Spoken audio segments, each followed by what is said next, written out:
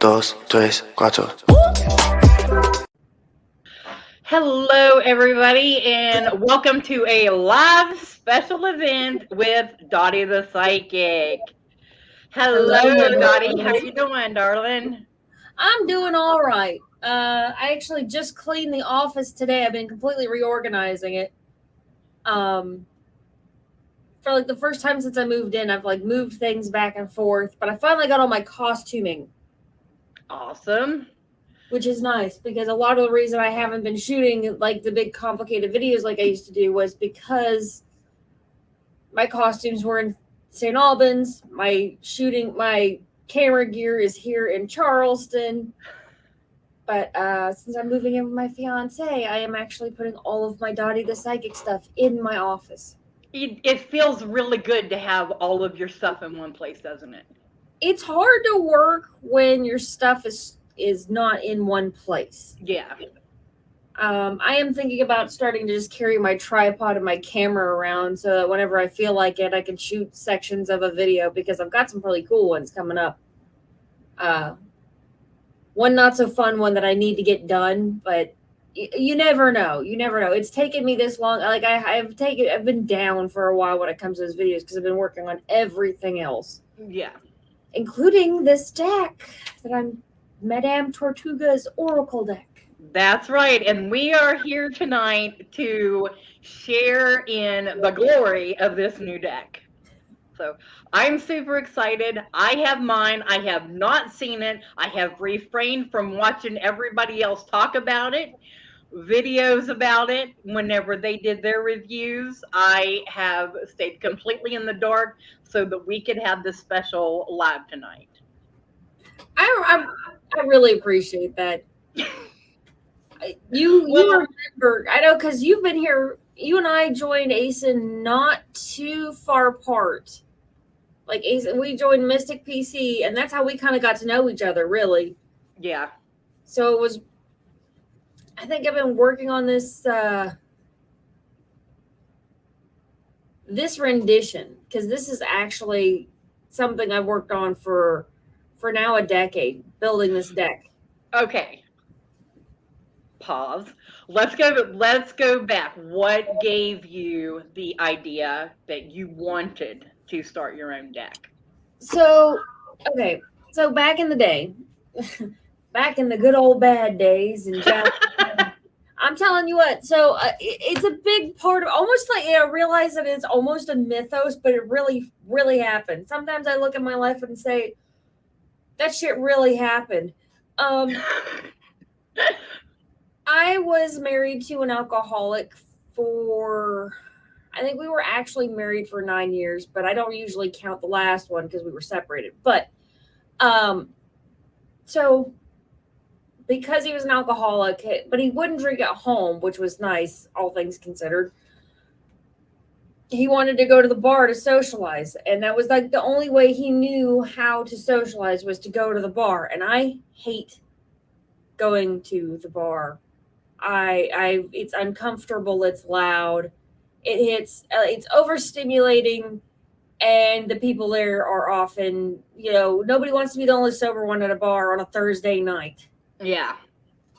So I would take the bar napkins and a pen. I would just ask the barkeeper for like a pen and a napkin, and I just start drawing.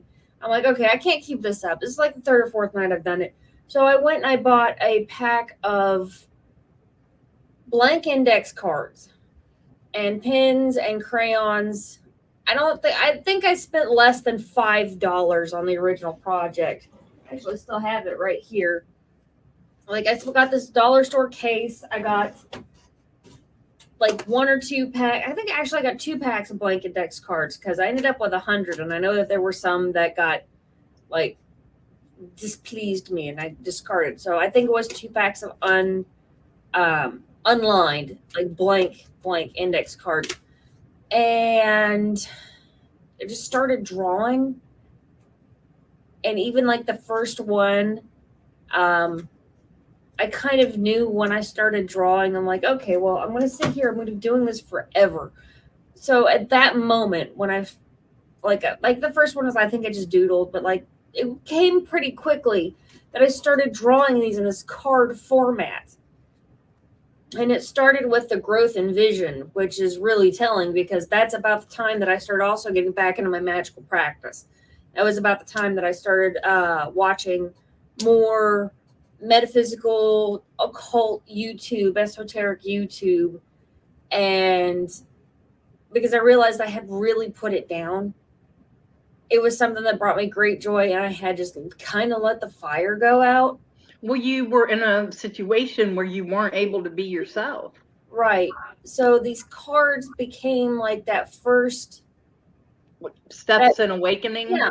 That first step back into enlightenment. Like, and I started doing a lot of like, this is the time I was doing like, I started getting into like heavy ritual. Like I started doing lesser banishing and the pentagram. And I was actually really pretty, I was a few steps into the neophyte stage of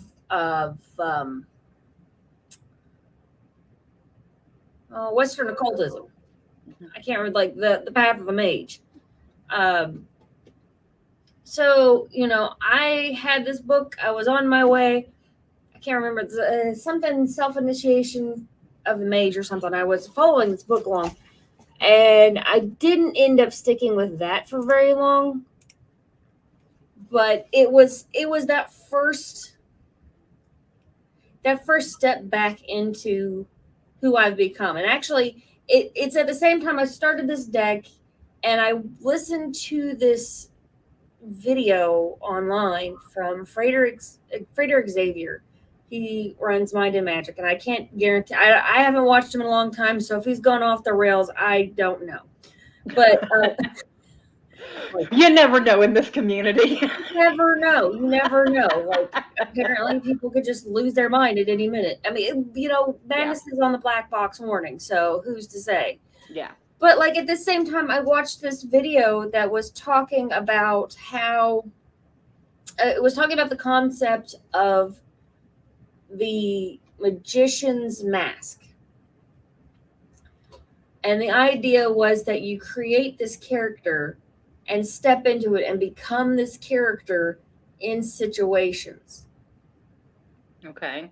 And that's kind of the time that I really started imagining what this character, Dottie the Psychic, would do. And it's funny because I have heard other people say it to me, echo it back. They'll say things like, what would Dottie do? Dottie doesn't have a damn clue. Like, give Dottie a second to think. But honestly, yeah. So like the wigs, the fortune telling, the getting up and standing up for rights and things like that, all of it kind of sprang from this character that I had created in my mind that like was me. Like it's my most exalted self. And apparently my most exalted self is me without any fucks left to give. That's apparently in your purest form. My purest form. I have been filtered. I have had all of my fucks filtered out. Yes. So where did Madame Tortuga come from? So Madame Tortuga, and this story is actually on my website. There is a picture of the original Madame Tortuga. She was a three-legged turtle that ran away. That really happened. That was some shit that happened. So I and this all happened like in a very weird, really quick experience. There's a lot of other darker things that happened that we've talked about on your show or my show before that also happened at the same time. So I was really going through that cosmic shift where just like it felt like there was this huge gap in time where nothing happened in my life, and then there was like a 3-year period that was just an amping up until I left my ex, and then it's not slowed down. So this was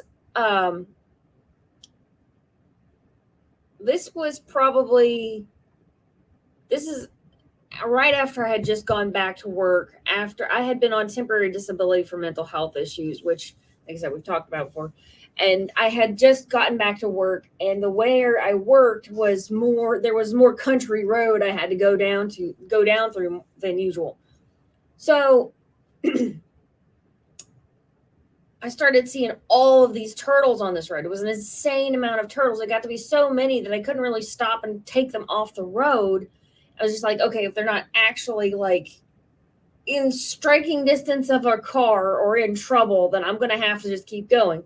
And so I'm driving by, which turtles, I've always had a special love for turtles. Like I'm a kid of the Ninja Turtles. Like my fiance even got me a turtle. I've always had a special place in my heart for turtles. So when I started seeing those turtles, it really was kind of like, it was one of those kind of moments, like that happened, magical moments. And I was driving by and I saw this turtle and something didn't look right. It looked like it was on its back. So I swung around, I pulled over, and then I ran back. Like this is one of those country roads. I think this was on Route 2. So it's not the safest thing I've ever done. More shoulder than usual. And so because I'm like kind of in this vulnerable place, I just grabbed the turtle, and rather than turning it over and leaving it, I put it in my car for some reason. And I still don't know why I did that, but I put it in my car, and I'm like, well, what do I do with this turtle now? I need to take it back. So I put it in a tub. That worked night shift. So I got it in a tub. I got it all and it wouldn't pull its leg back in its shell. I'm like, there's something wrong with this leg. It looks like there's something sticking out of it. And what was sticking out of this turtle's leg was its leg bone. It had this complex fracture in this one leg. So I'm like kind of freaked out because now I have this very injured turtle. The shell was intact. Her shell was intact and everything. And so I took her to the local vet, and they're like, once she's had this leg amputated, we can't just release her back in the wild. And I was like, okay, I'll take care of her. Because this was before the wildlife laws set in just a couple of years ago where you can't really keep wildlife. They have to go to a special licensed place because people do dumb things with animals. Oh, yeah. But so I had this turtle, legs cut off. I take it to the vet. The vet says, okay, well, it can't just be released into the wild. If you take care of it, we'll release the turtle to you. So I got excited about it. I had this thing. I'm like, we had everything. We did not buy. We didn't have the money for a proper UV light. So I had everything set up but the UV light. So I'm like, okay, this turtle has to get a certain amount of UV light every day, or their shell won't grow. It's just creates health issues for the turtle. So I took her out in the yard and I put her in what I thought was a secure area. And she disappeared. She just scooted on out. Luckily, she waited until after we'd gotten her stitches out, because this was not like the first day. She waited and watched for the moment when she could make her break. And she did. She ran away. I'm searching through. It wasn't like a super secure area. I can see where I know how she got out, but she's a three-legged turtle. How'd she get out and gone so fast? She was gone. I'm searching out in the yard. I'm like, the grass is not that tall. It's not short, but it's not that tall. It's only the grass is only this tall. The turtle's this tall. How's a turtle gone? Never saw her again. So and the turtle's name, we named her Madame Tortuga because of the island of Tortuga, which was a pirate island that had sank, and also that is like French, I think, for turtle. Okay. So that is the story of Madame Tortuga, the three-legged turtle. And so and this was like, and again, this was one of those times in my life where I am very much reinventing myself. I think I'd gone to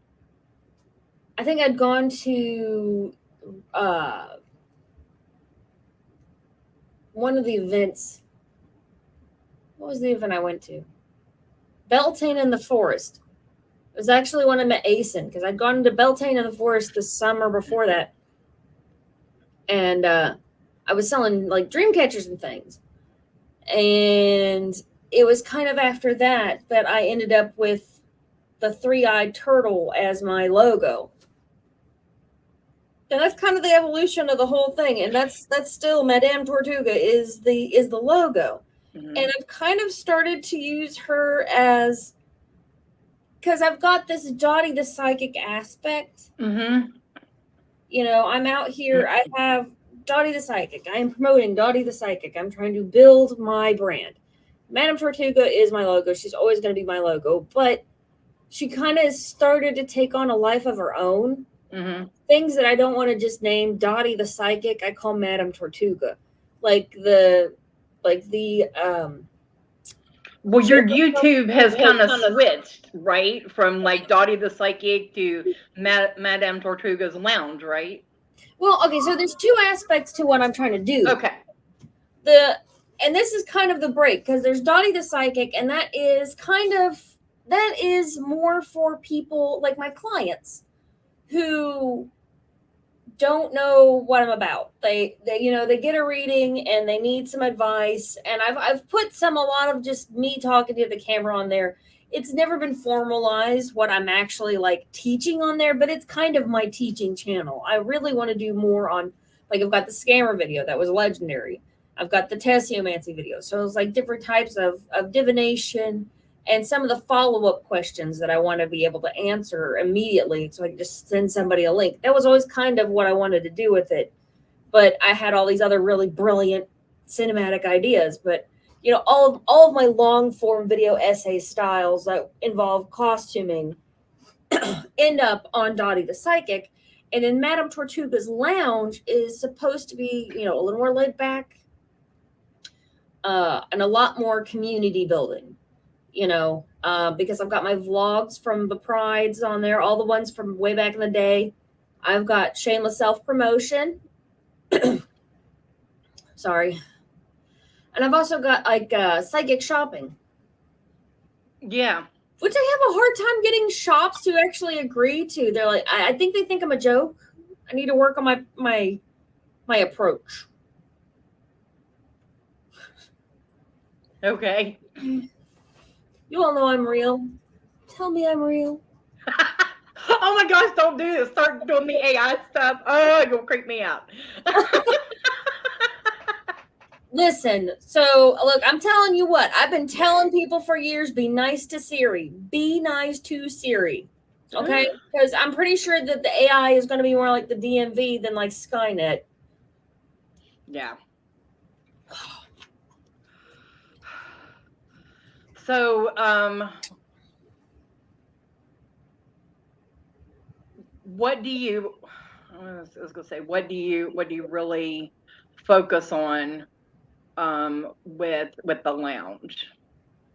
The lounge is community building. Okay. Community building. It is all about, like, a lot of them are metaphysical professionals.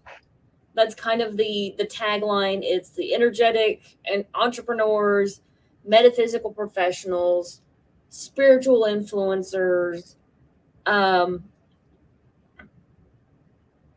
You know, if you're out in the community trying to build something, trying to promote yourself, build a business, anything like that, that's the kind of thing I want to bring to YouTube. I've seen a few YouTubers do it, but they don't have the follow through. There was an old one that was called the Black Chair, I think it was.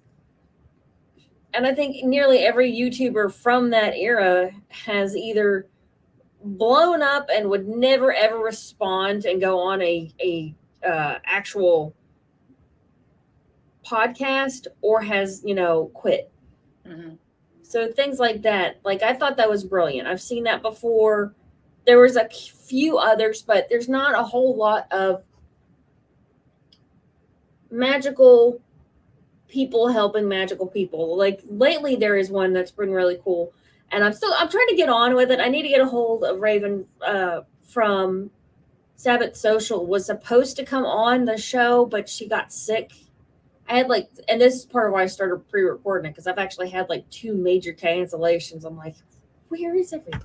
Because Yeah. that happens. And then that was starting to get to the point where that's part of why I've started pre-recording. Because if you go back and watch my old shameless self-promotions, you get a whole lot of me getting pissed off in front of the camera for a half an hour because I was supposed to have a guest that just didn't show. Well, that's a big thing for a lot of us, because we really put our heart and souls into our work, and then whenever people have promised us that they will help and they will be there and do things, it's a blow it's a blow. It hurts. It really is. Oh, we got people commenting. Hello. Oh, I still need to get a hold of Megan. Remind me to get a hold of Mo. I was supposed to send her some of the art from the deck, like prints, and also send her some of the decks to sell, because I've actually got them in a couple of stores. Let's get back to the deck, because I am very proud of it. So Okay. I'll tell you this while she is getting her deck, or you got your deck? I got my deck. Oh, never mind. Then I'll tell you later. Go ahead. I was going to say, so I do have my cards in 2 shops. If you can go to the Crystal Lotus, or you can go to Barefoot Gypsy. She closed down her flea market shop, but her main shop is now got all the stock from the flea market. So she basically just consolidated locations because she got sick of paying rent. I do not blame her one bit. I'm so excited for her to actually, like we were talking about, having everything all in one place. Yeah, she's open on weekends and for the appointments. Yes. Right. Okay. So I have the green pouch. Now, what stone is that? I'm not really sure. It looks like it would be because it's green with some black in it, so it looks like it almost wants to be like malachite or something. Yeah, I'm thinking so, because it was so let me tell you a story about this packaging, because I thought it was pretty brilliant. This is the first time I'm opening mine, so I'm just gonna lay it down. I'm not opening it until you're done. Go ahead. So literally, you know what? Go ahead and start working on the cellophane, honey, because it's going to take you a minute. I can tell you the backstory behind the packaging while you're opening that cellophane, because everybody has had trouble with that damn cellophane. Yeah.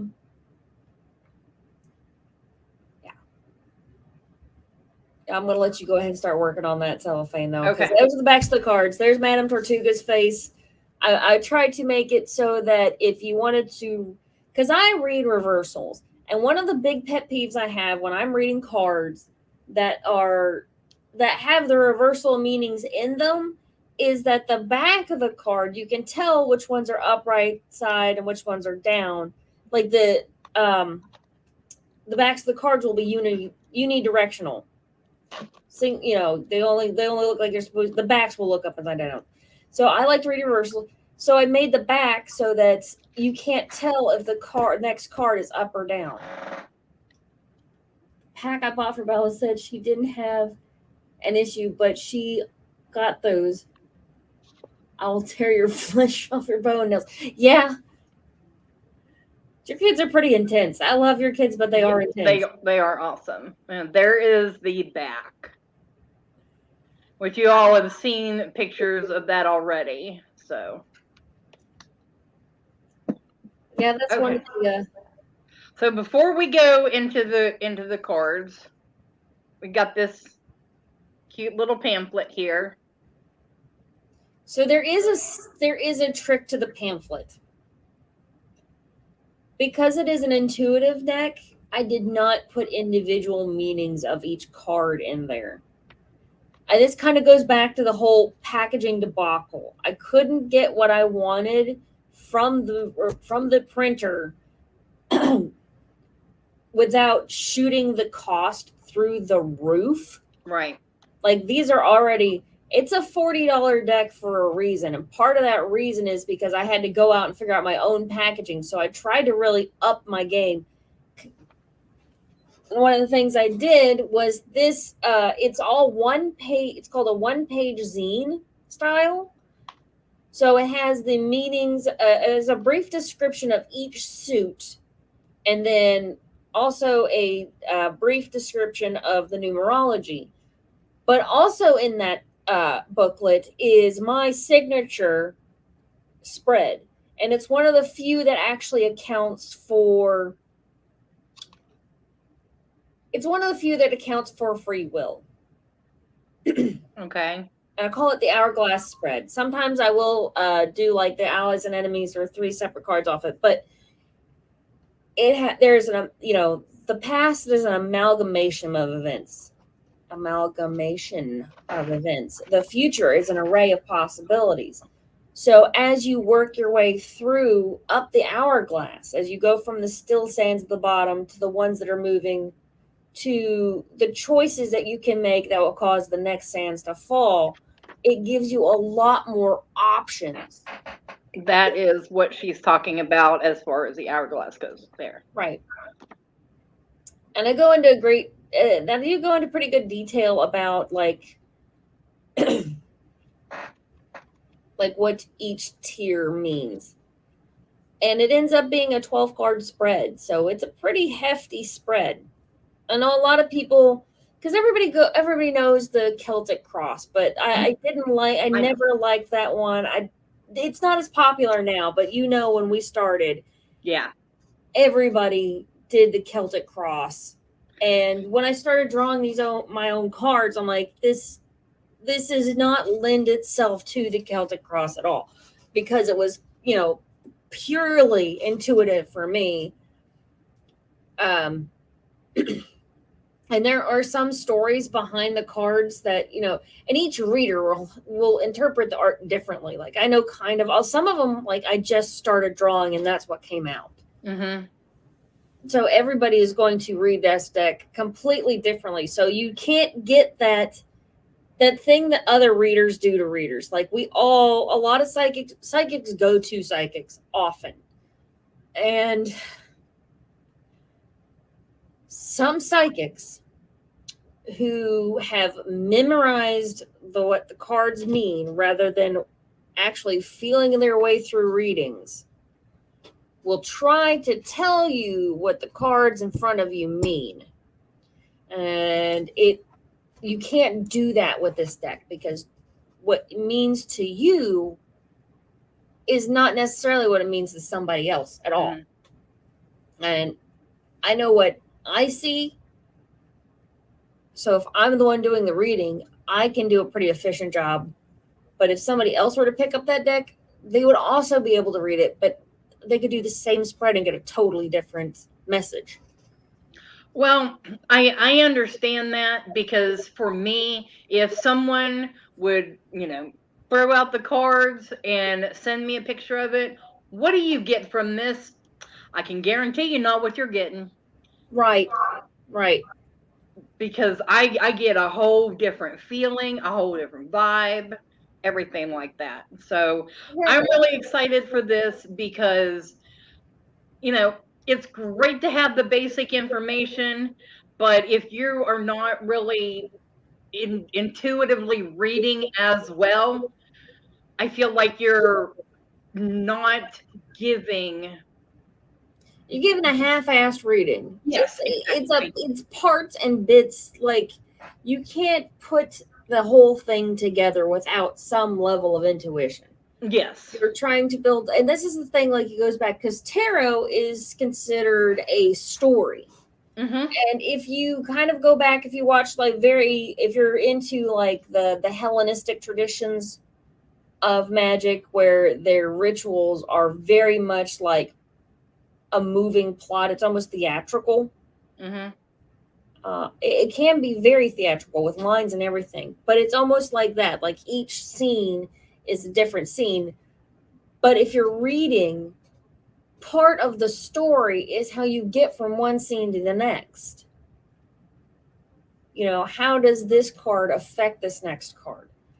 And that's the thing that a lot of people who go strict tarot route have a tendency to have a little bit of trouble with.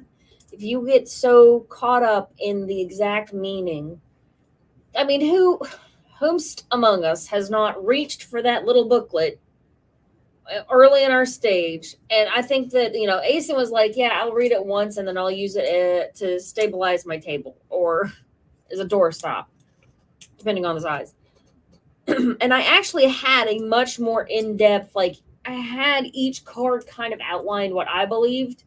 And then I found out how much it was going to cost to try and produce each deck, if I wanted to try and put the pamphlet in there. And then I even went so far as to try and put the pamphlet in there, and like their system where you have to put in the art for things. Mm-hmm. Totally would not accept the way I was trying to put the information in. I'm like, you know what? Sometimes there's taking a sign, and then there's just accepting that it was just one of those moments. I'm like, okay. This wasn't meant to be. This apparently was not meant to be. Because I was going to do like tins and things. Like if I've still got somewhere around here, I've got the tin that came with the tester deck. That cost me, that first deck I printed, just to see how it looked on paper and everything, that cost me $40. So yeah, I remember you talking about the tins. Yeah. You were super excited. This is what we're doing, y'all. Let's do it. Yeah. So I got the tin and it had their logo on it and it made the deck $40. I'm like, no. So what I did was I found an alternative for the packaging, and that's part of why we have got the 1-page zine and this tarot bag with the whole, like, you can actually set your cards, like it's got the pouch here. Yeah. But you have this space to actually lay your cards down. So like if you're reading at like a bar or something, I kind of wish I'd had one of these back in the day, because they're they're like a faux velvet. I think they're resistant. Yeah. But that will protect your cards. You can lay your cards out. And they won't be sliding all over the place. Right. Because, you know, I'm a trench reader. Like I tell people, I started off reading in the Jackson County Bar. That's when I started doing this deck. So to have something a little bit more, to have something that's like fancy but actively practical, I was like, okay, you know what? It needs to have something, because I have my cards in my bag all the time. If I didn't have something to put them in that was nice, so I buy cards with tins. That's why I bought this packaging. I'm like, okay, it's got to be able to roll around in the bottom of my bag. Yeah. Without damaging my cards. Yeah. And then I added a little crystal because I found them cheap.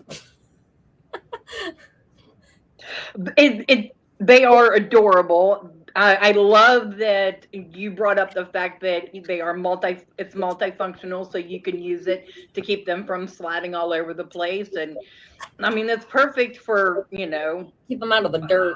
A couple of cards. One deck of cards that we have loved to absolute death that has just funk all over it. All right, so are we ready to get into the cards now? Let's do it.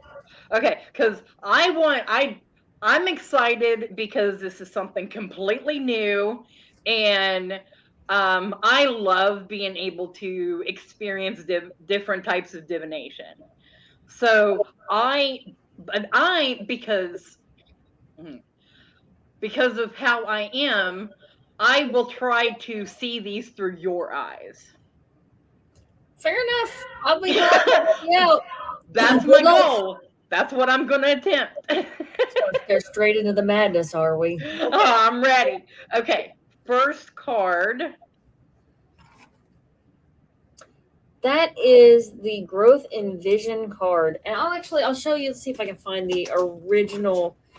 I've actually drawn that one. There are like 3 renditions to that one. Let me show you. I mean, I love all the eyes. Right. And the rainbow wheel on the inside, because those 2 things are what pops out at me first. So this is actually, that was the 3rd rendition of that card. Okay. And it's funny because it's evolved every single time, because originally like this is the original deck that I had done. Okay. That I had, let me see. So the whole concept, of course, the rainbow, the spectrum of colors and things of that nature. Also, the original deck didn't have a whole lot. Like some cards, like here's that card. It's got a lot of color, but it had crowns. So I really didn't have, there it is. So, the original palette's a much more bland. Okay. So being able to add that color added perspective. This is a massive change in perspective from this card. And then I was going to draw them out and scan them in. So that's the 2nd rendition. And then I realized that there was something missing when I went to go put this in. I'm like, wow. Like, you're not, yeah. As you can see, like in this one, there's an egg in the middle and the pupil. Yeah. And then that one ended up being the spectrum. It's actually the colors from the pride flag. And then you've got the brown and the black on around the outside. Oh, yeah. And actually, I also drew those more to look like the Nazar or the evil eye, from the Italian evil eye. Yeah. It's a protective manual. Not manual, good God. It's a protective amulet. Yes. But that growth and vision, that expanding outward, you look like there's a very simple heart on it that you can, right there. Yeah. I think the pupil just felt too small to put any more into. But yeah, like those are meant to look like, protection amulet, but also like they're taking in. I always thought the Nazar looked a little horrified because it's so round. They always look a little horrified, and that kind of comes with expanding your vision, is accepting that, taking in new information can be a little terrifying. Okay. So and be like allowing yourself to be yourself and not holding in the fear. Kind of, yeah. I mean, it's definitely, if you look at, so the first card of every suit is actually a flower of some sort, because that is the growth card. And then the last card of every suit is a dragonfly. In the original deck, it was a butterfly, because we've all seen the craft, and butterflies were the voice of Manon, of God.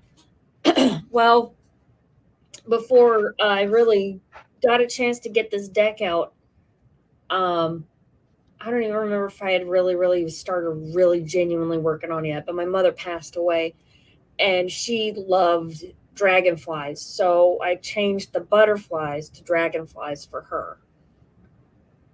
That's beautiful. So those are the only 2 cards that are standardized in the suits. There was a trick with the original deck that I actually kind of kept track which order I had done them in, so that I could like reorder them if I wanted to, but I really can't. I didn't do that with this deck. This is actually only half of the original deck. And I mean, there are cards in here that are not in the original deck, because the original deck was 500, or not 500, good God, 100 cards. Wow. A little insane. It took me like 3 years to draw them, because I hand drew these. Yeah. Obviously, it didn't take as long to do half that, because I do like one a night. So how did you get them into this format? From the coloring and all the metamorphosis that they have went through. How did you get them into this format? So I basically had to redraw them with a tablet, which I still have with me, honestly. Like, ugh.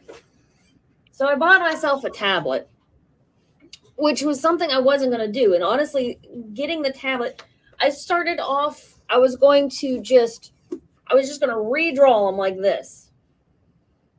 Just like I had the original. And you can see I didn't get very far. I think I got into the second suit. Yeah, you can see where I was going to start incorporating butterflies and... Yeah, I do see the... Right. Yes. But for some reason, like, it just didn't feel like... Let's see, where did I quit? And I'm going to show this in comparison to the first one. This is the 10th in the deck. Yeah, that's the one from the book. I'll show you the one from the original. It's actually really cool. Like, it's one of my favorite cards. I don't know. I say that, well, that's one of my favorite cards. Like, they're all one of my favorite cards. Well, absolutely, they should be. I tell you what, one of them that went over the most dramatic change is this one, the Shield of Right and Wrong. I think it's towards the end. I think it's still 9.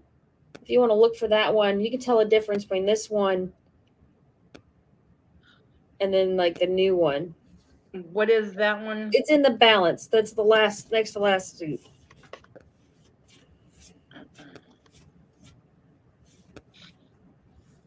And see, like, the deck doesn't even have the Omega. So eventually, if this one does well, I'll put out the second half of the deck.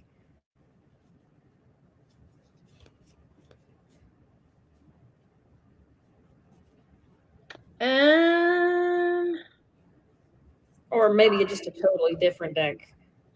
What does it look like again? Oh, hold on a second. I'm looking for the original. See, that one's not in the new deck. I think that one would be really cool to redo. I don't know how that one did. I know exactly how that one didn't make it in, because this was a suit I did that was just of other people's symbols.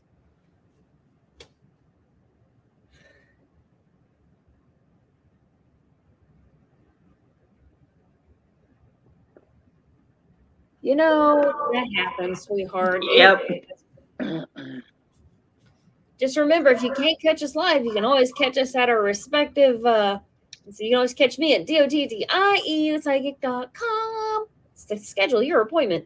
Absolutely. We're sitting here shuffling through cards. I cannot believe I'm sitting here just shuffling through cards. Like, there's the original Butterfly of Hearts. Okay. The Butterfly of Hearts. So that one would be a... It is way easier to look through this new deck than it is the old deck, I gotta tell you. That's what I'm trying to find. It's worn out. Like, it really did get just worn out. There's it is.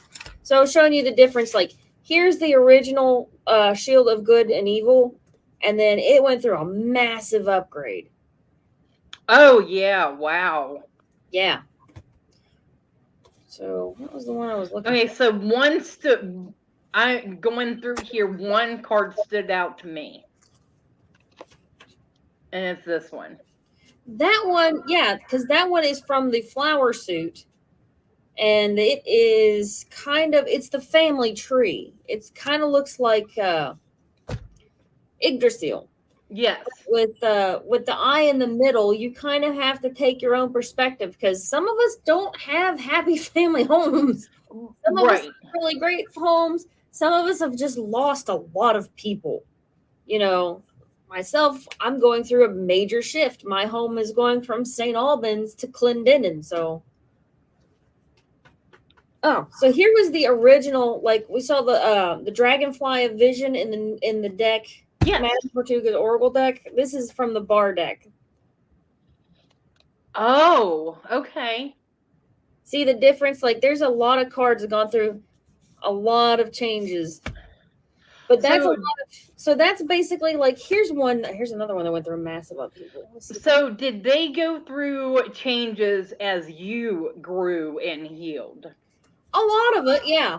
Okay. A lot of it was having the opportunity to really, because I was doing them digitally, I was able to clean it up a lot. I wasn't doing it in a dark room full of hate.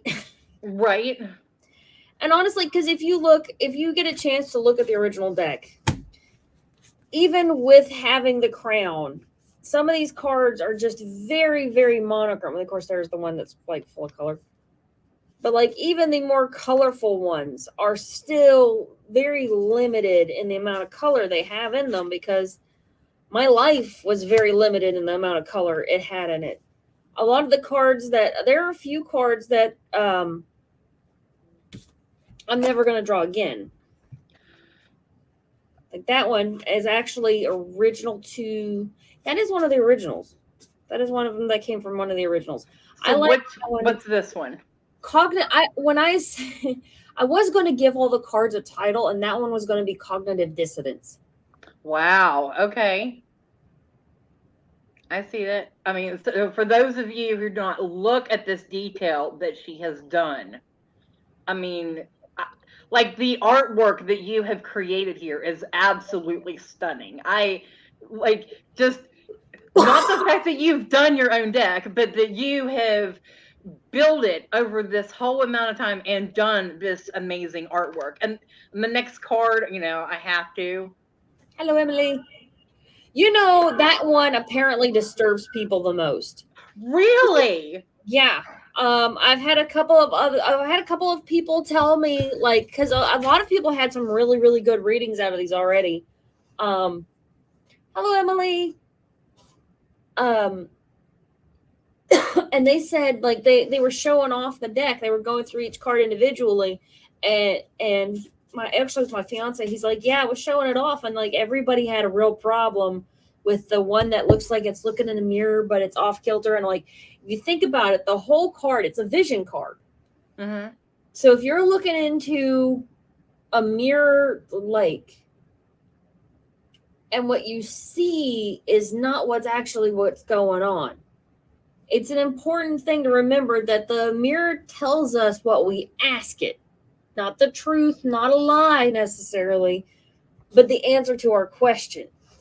And that can be very, very misleading. Especially if the mirror is damaged or bent. You know, sometimes the damage is in how you perceive yourself. So kind of like a funhouse mirror. Kind of. Okay. It is very much not. One of the things that I originally thought of when I was doing that was this, especially as magicians, especially, magical practitioners, we are very much sucked into the mirror. Mm-hmm. You have to be able to control your emotions to cast certain types of magical spells, especially with magicians. Western occultism is very big on learning to control your emotional state in order to break gnosis, and being mindful of the energy that you're putting into the magic you're doing. So this is not just a magician problem. This is something that everybody has a problem with, but we'll pick ourselves to freaking death. Mm-hmm. You're so long and hard into the mirror that your face ceases to be your own. And sometimes you're better off for it, and sometimes you're better off leaving it well enough alone.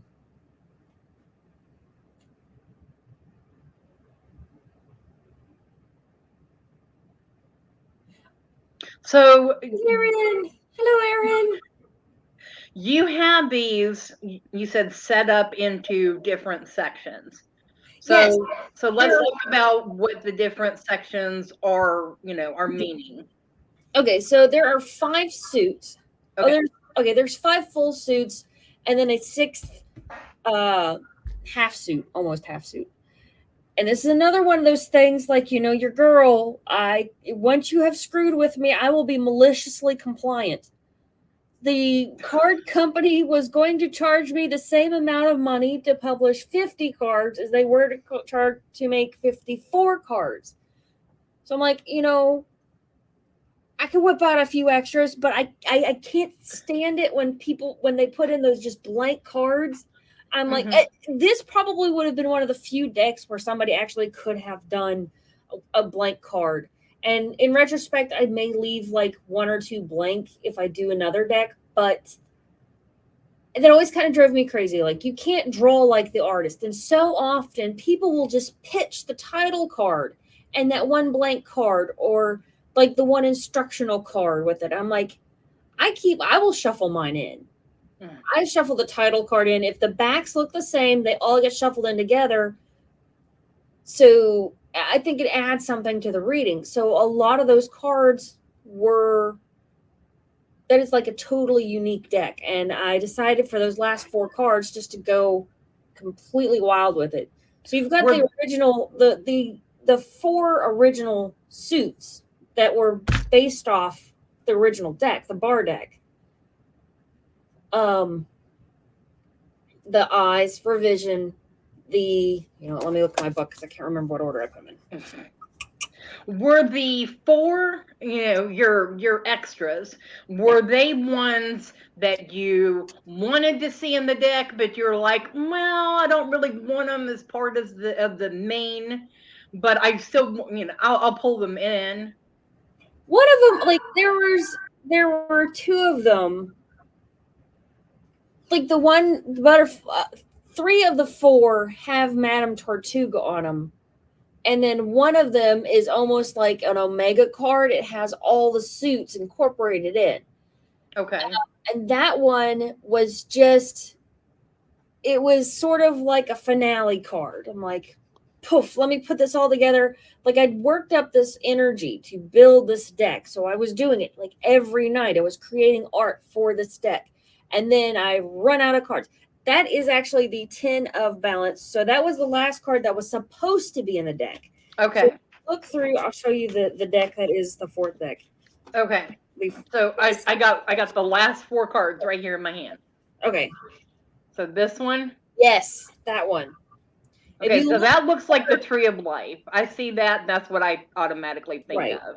If you look at it, though, all the other suits are incorporated in it. The stars, the hearts, the eyes, the balance, what was the other one? Flowers. There we go. Flowers. And honestly, there were some elements that were incorporated from the previous, from the original deck that didn't make it into this deck because I ended up not doing 100 cards.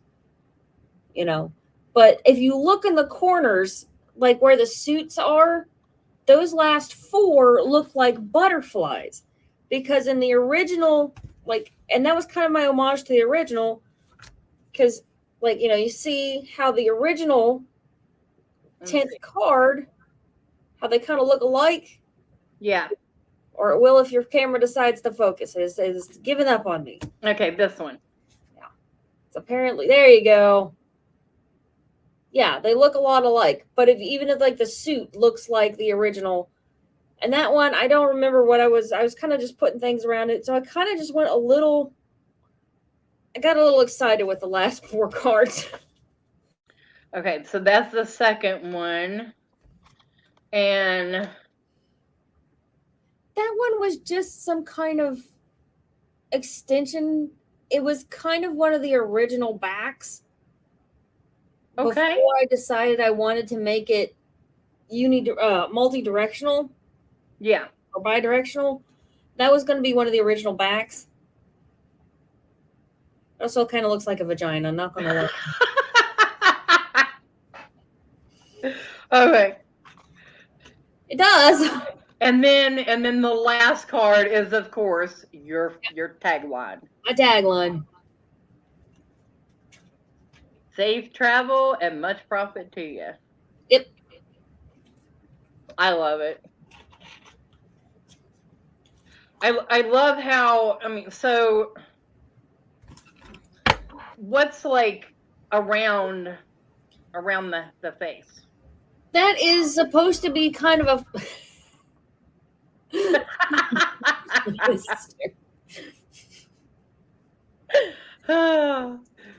it's just a flower. Honestly, okay. I didn't put a whole lot into it. It was just kind of like you know what? This looks like just enough art. It was just a nice little way to kind of cap it. It brings it back to the whole, because a lot of the flowers are very much about the life cycle. It's like a whole suit dealing with life and death and rebirth.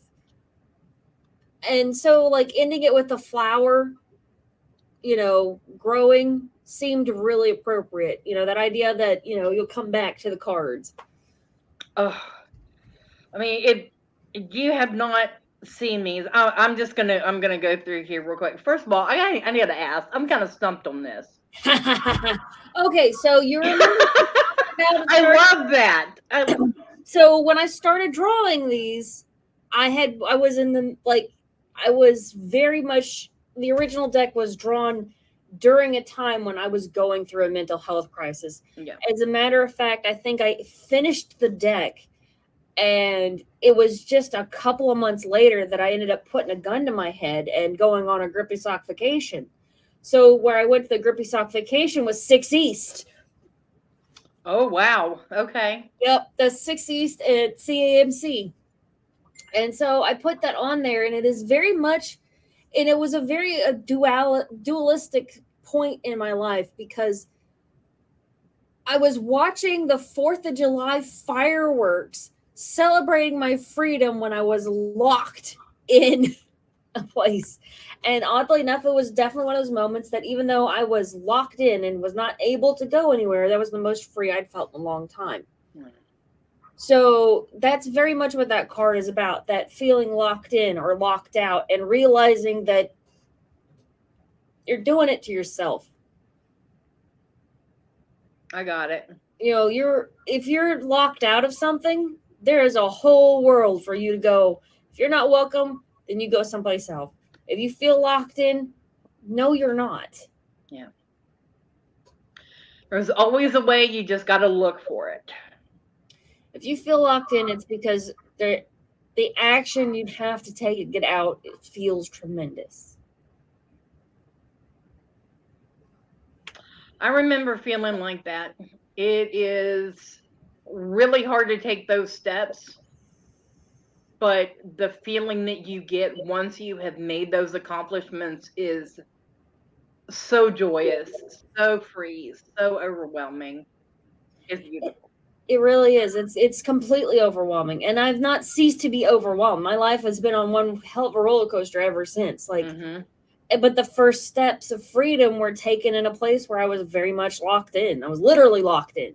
Yeah. And I've only been once for like a week, but it was a lifetime of memories. It was one of those vacations. Like, it was a lifetime of memories. I'm glad I did it. But would I recommend it? No, it probably would have been cheaper to go to someplace a lot more fun. Right. Just saying. Okay, so the second set I notice has got to be so far my favorite. The second set. So we've got the shooting star. Yes, the star. See, now this is as close to the devil card as I've got in this. Okay.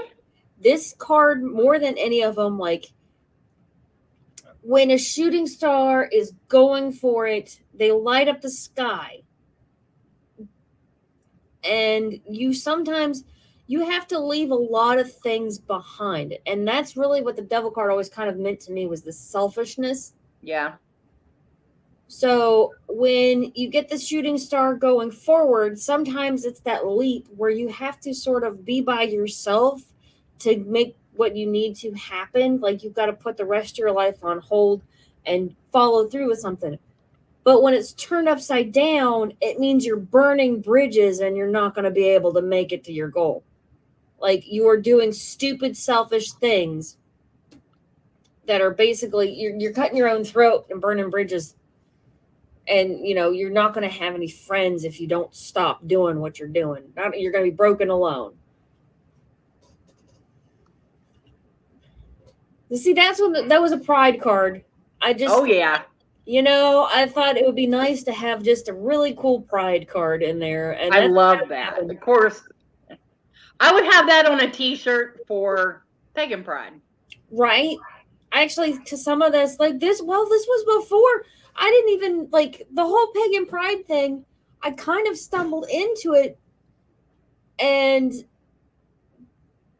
I don't even think I don't even remember if we had started that process when I drew that card. Mm-hmm. But I think that card came way before it. But I mean, everybody knows that I am an out and proud queer. Like how Yes. long I usually have my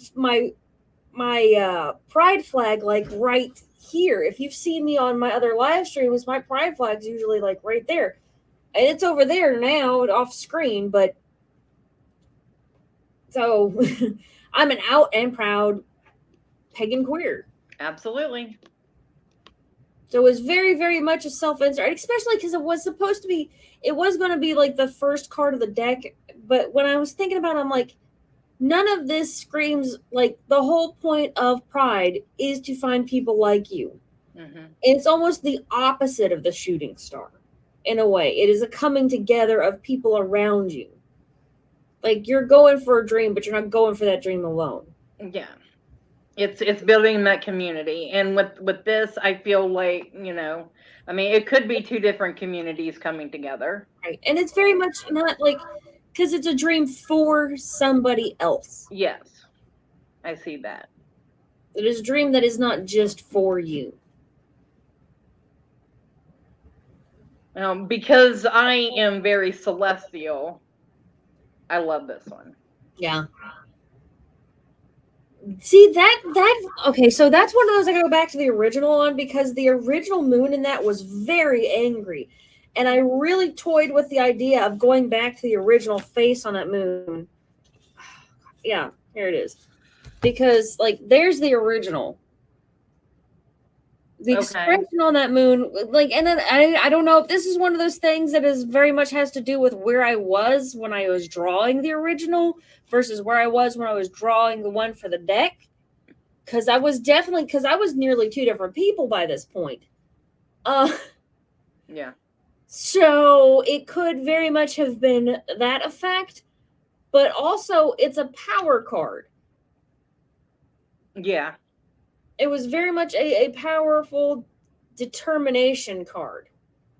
So there's the sun, the moon, the stars. All right.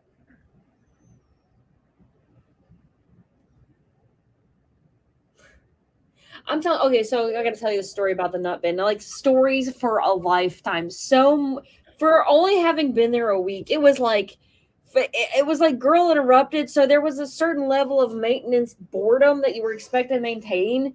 But I had like the time of my fucking life. Okay, I really did.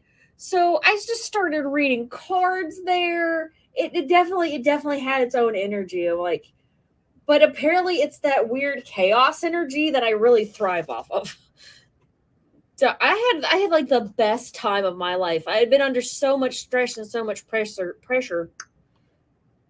And that first day I was there, they had given me Zoloft. Oh. It either really works or really doesn't. Yeah. It really doesn't work for me. It did bad things to me. Like, and that's the day I got to figure out the difference between being regularly suicidal, where I can still function. I just feel like I'm in a perpetual state of collapse, versus suicidal ideation as a side effect, which literally all I felt like I was capable of doing was laying down on a train track. And that's exactly what I told him. Like, I want to lay down on a train track. I just don't think I could walk that far. Yeah. So I told my psychiatrist that, and he switched me immediately to Wellbutrin. And I tell you what, it was like an antidote. And there, I would think I stayed. He's like, you came in voluntarily. You could leave if you wanted to. And I was like, I am not ready to go. Yeah. Like I probably only needed to be there 2 or 3 days, and I just did not want to leave. And I ended up staying like a whole week until I was like, okay, I'm racking up a bill here. I gotta go. Yeah. So deal with my problems. This is just so cute. Little man in space. Yep. I don't know if the original one, because I did a star. I did a star suit in the original. Like, all those suits come from the original, but some of the cards in those suits did not, like they're cards that came from the original suit, but they're not in that. They're cards from the original deck, but they were not in the suit that they're in. Did you combine any from the original to put into this? I don't, not for that card, no. But oh, here's the original. We were showing the mirror one earlier. Yeah. Huh. Yeah. Here's the crow. He's in there. Some of them I did. You can see the two. Mm-hmm. Some of these I think I did. Like, here's some. I definitely changed the art in a lot of them. Like, that's the first, the flower one. So there were some massive changes, but then there was a lot of reimagining things that were already in it. This one's really cool. Like, I think you showed the next to last. You showed this one earlier. That one? No, this is the balance one. This one, see, like, this one looks like every other tin in the thing, but like the one I did for this suit, or for the new deck, good God, I can't speak. I'm trying to keep it all separated in my mind. Let me see if I can find it again real quick. I'm just sitting here shuffling through cards on the live stream. This one's totally original to this deck. The Pride one, like, that one's not the Pride one, but this one's totally. I could not have done this one in the original format. There's not any that I think I really combined so much as, like, there are a few of them I definitely did. Some of them were definitely out of the different suits that I just thought were better in that suit. But here's the one, like, see the difference in some of these? Yes. Like, those were supposed to be the same card. Oh, wow. Okay, yeah. So some of these have some of that massive, massive change.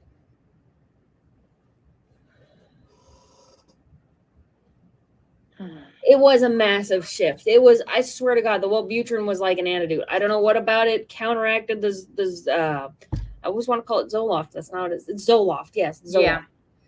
I can't take that one either.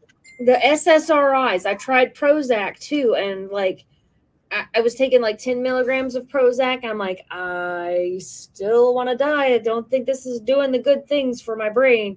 So they upped the dose of Prozac to 20. I'm like, and I'm done. I'm not taking this anymore because I know when I'm done. I'm like, let's not go back to the place that we were before.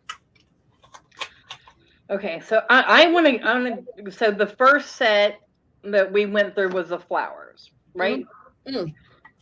The first suit is the eye suit. The eyes, okay. And then comes hearts. And can I just talk about this for a minute? Like, I cannot get over your artwork. Oh, thank you. I'm just blown away. I mean, like, that breathing hearts. Personal shit in these cards. Like, I didn't realize how much of myself I had put in these cards until it was like far, far too late. And I realized, like, I have gotten criticism from the community for being overly, like, commercialized. Like, I'm constantly trying to sell myself. I'm like, and I realized that, yes, I'm literally trying to sell myself, but I'm trying to sell a real part of myself that I can keep for myself. Like, it's. So this one. Oh, that's, see, that one. I need all the stories. Come on. That one, the swan kind of came second. Like, the upright picture came second. If you hold it upside down, you can see that there's a snake in the heart. So I'm like, okay, so it's a snake in the bed. Like, so if you've got somebody who is whispering terrible things in your ears, setting you up to do terrible things. You know, somebody who does not have your best interest in mind, but is somehow still getting your attention. And then I was like, okay, well, there needs to be an opposite to that. I'm like, well, everybody thinks of swans when they think of love, so we'll go with a swan. And that was the original thought, because remember, at the time, I was stuck in an abusive relationship, so I very much drew the snake first. Oh, yeah.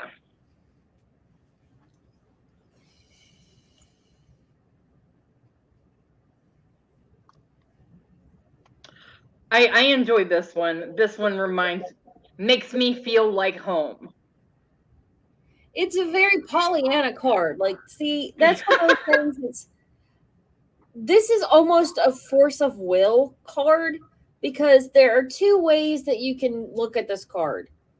One of them is neglecting the darkness there is. Like, it has to rain for the flowers to grow, and we have to acknowledge when there's darkness in our life, but also you can't let it overtake you. So in one direction, it is taking control of your destiny, controlling how you react to the situation, how you let yourself feel about a situation.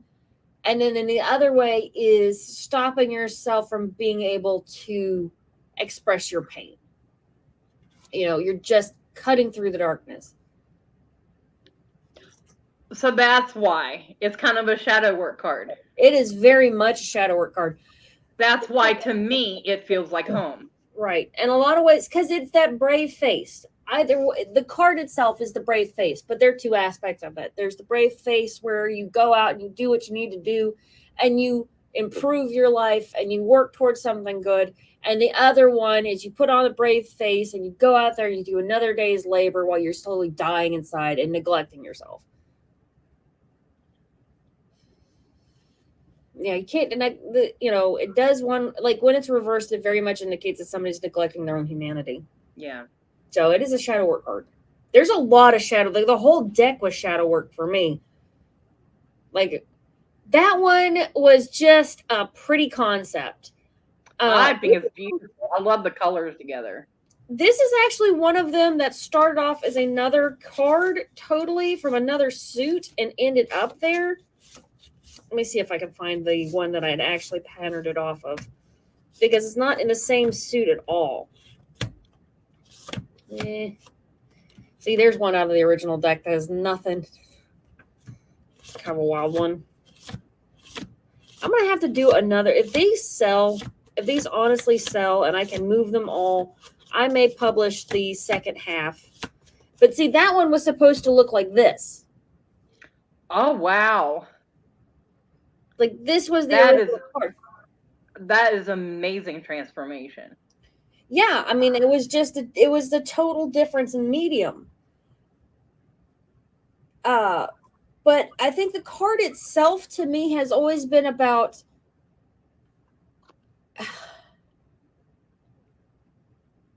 figuring out what's in your heart. That's why all the eyes on the center, because in the original card, if you look, it's in a different suit. And I used the triple moon to represent symbols from the outside. There's a whole suit where I've like incorporated different symbology from like all over the place, like the Ankh, the if you look at my deck, there's this first balance cards. Or they incorporate the yin yang, yin yang. Yeah. I did see that in here. But like that one cross I did with like the eye of Osiris and Isis and Osiris, and the Ra, and all these. So there was a whole suit there that was outside symbols, and I was like, sometimes those outside forces really touch something in your heart, and it was almost like a key. So it's very much finding your spiritual path involved. Okay, so next section, that's the flowers. Yeah. This wig, I'm about done with it. That is the Lover's card. Growing together to build something new. Mm. So that one, you know what? That one is not too different from the original. Like it is, like there's a little bit more, I think, intricacy to the original. Yeah. I think part of the reason I split it up, I think if I had to do it again, I probably would do something a little bit more, because that card, the new card, was supposed to look like the two flowers had really come together. Like it would have the intricacy of one flower and the color scheme of the other. You can see like the sharp edges on the new flower with the color scheme from the other flower, and they both got orange centers because you have to grow from some commonality. You know, this is the seed of trust planted in common ground.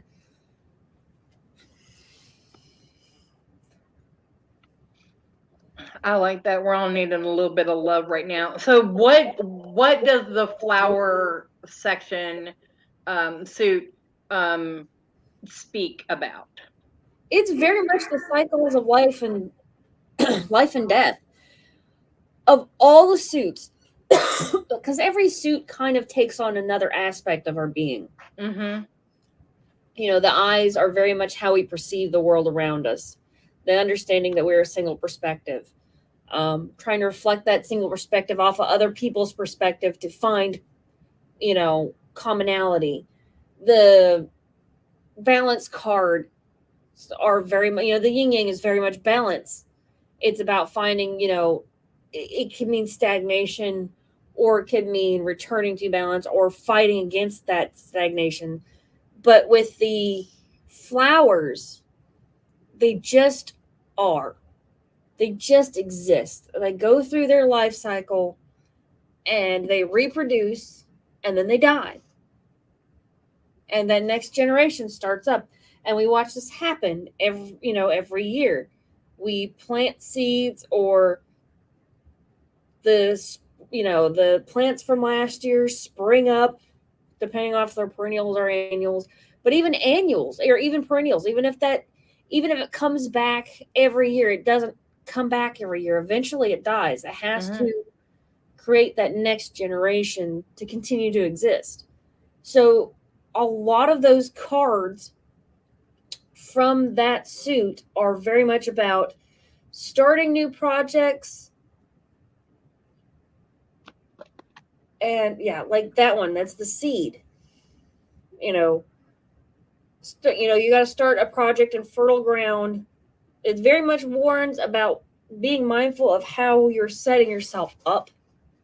Like if you're going to start a new project, are you planting yourself in good ground? Yeah, that one, flourishing. When things start to come to a point where you can start to really see your work coming together. I also like that one because it's a little bit psychedelic and chaotic. So it's very much that, that young phase where you feel almost invincible. I mean, there is so much in sacred geometry. I will tell you one of them that was very kind of, it was hard to draw the first time. It was hard to redraw. But the one with the wilting flower on it, I'll look for it here. I always call it the card of mourning. And you might recognize it the moment you see it. But well, this one you were talking about stages, and that represents the cycle perfectly. So when I see that one, I also think about the grieving process, especially for someone's life who's been shorter than yours. But one way it is the grieving process. This is the natural process of things. We are young, we grow old, and we wither and are no more. But when it's upside down, I think of this as complicated grieving. Like holding on to something, or there was some sort of bad blood that you felt, survivor's guilt. There's something in the way of that natural grieving process. So that's one of the cards I will tell you is in there that has a distinct meaning, and it is kind of the death card. There are a few that I did take inspiration from tarot. Mm-hmm. So that one was the death card. The shooting star was the devil, and then the two of eyes where they're crossed, they look like a target. Those were supposed to look like the two of swords. Let me go back. I'm looking. I should have thought to put these in order.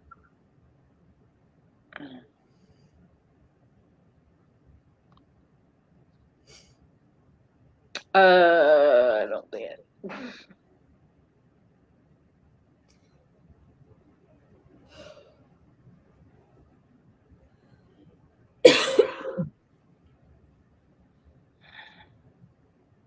Like, no, it's not that one. Man, I tell you what, this eye makeup though is really making my eyeballs pop. Like, I'm not sure I'd want to walk into me in a dark alley because them eyes. It'd be crazy. So this last section. The balance one. Okay, this is all about balance. Right. Okay, and you can tell it because this is what I was talking about: sacred geometry and symbolism. Yeah, very much. Okay, so the yin yang that is used, because remember the yin yang is one of those things that we kind of was brought to us from Asian culture, and that one was not a balance of good and evil. Like we think of it as good and evil, but it wasn't. It was a balance of cold and hot, and masculine and feminine. So this is not always a balance of right and wrong. There are a couple of cards that very much deal with the black line of right and wrong and knowing when to stand your ground. But for the most part, it's very much like one way. Any one of those cards reversed is warning of stagnation. Yeah, that's two-faced. Oh. You know what? I'm not sure what that one means. It's actually new to the deck. It was one of those things like it kind of just came out. There were a few cards that just kind of came out. I mean, whenever I look at this, I feel that blue popping out. It's just like emerging from the darkness. It's Right. like coming through a dark portal, like opening up and stepping into the now, coming out of the darkness and into a bright, colorful life. That's an interesting way of looking at it. God, this wig needs brushed. I look like a poodle. Okay, Windows? Okay, so this is one of those that is kind of a bit of a crossover card with the eyes, because this one is more about perception than reality. Because you're looking through the window. So when I first drew this card, the original card had to do with the idea of optimism versus pessimism, taking a realistic, balanced perspective. Okay. So that's, and it very much warns of like, you ignore the sunshine because of the dirty window, or you dress things up. Well, and I mean, the words rose-colored glasses pop into mind because you have it clear and then you have it in red. So, Right. And again, like this isn't a balance suit. So it very much, honestly, this is one of those things like we will do things to maintain a balance. We will do things to maintain stasis, even if it's really bad for us. Yeah. So this one, oddly enough, this one is a disconnect between actions and motivations. Oh. You think about it, because it looks kind of like a seed. Well, yeah, because I was thinking like an egg, as in like, rebirth. Right. If you look, like, the heart is in the dark side, and then the money is on the light side. So when I see this card personally, I think of somebody whose actions, it's a card of irony. The balancing force of irony. So somebody may do something that is very altruistic but hurts the person they're trying to help. Or they may go and do something really great for the community to get money out of it, and end up actually doing something really awesome.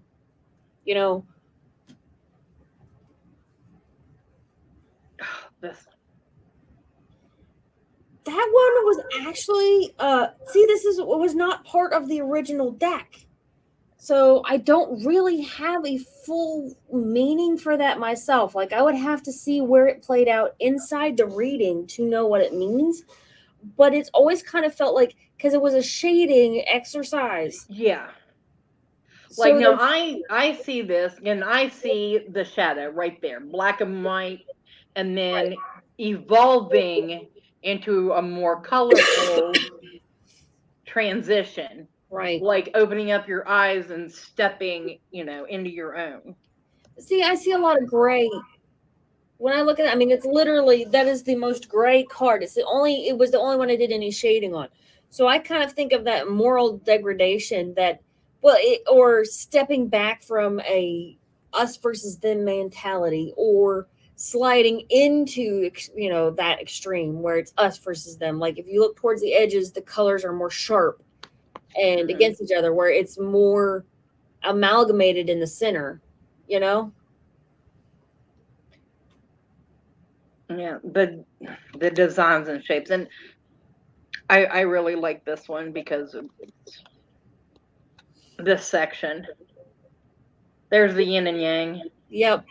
That is a traditional yin yang that I had just done a spin on that I thought was really cool. Like, it kind of reminds me of the like fish. Yes. Yeah. It almost looks like a Pisces. Yeah, that's what I was thinking, Pisces. That's the shield of right and wrong we were talking about earlier. Mm-hmm. And I couldn't figure out which one it was. Right. See, I put a lot more into this because there's a lot more perspective. And this is another one of those cards that, like, the original was not nearly as thrilling as that one is. But that one did a real crossover between balance and perspective. Is that the eyes you were talking about? Yeah, because if you look, that particular set of eyes, if you look, there's like 3 cards that kind of have that same setup with the eyes. Yeah. And I wish I'd have put pentagrams in there now. That would have been cool. Money. That one, balance, work-life balance. Yeah. I see that. And then this was the 10 in that. Yep. And see, this one was one of those moments where, because if you look, a lot of the backgrounds are white. But if you look on the inside of that, the background is black with white being drawn on top of it. Okay, so I see something in this card that even you might not have realized that you've done it. Does it kind of look like a penis? No. A woman. I did not realize that. Do you see her? I do put vaginas in some weird places. I mean, it's beautiful because, I kind of meant it to look like a bat, but yeah, now that you say it, I can definitely see the woman. I can see the feminine character. The whole concept there was supposed to be that, like, I filled in that area with black and then used the eraser to draw, because one of the concepts, especially in, like, as a magician, working with the empty space as much as the filled space, both have an inherent value. The thing that is not said are as important as the things that are. Mm-hmm. And that is the hearts right there in the center that pulls it together.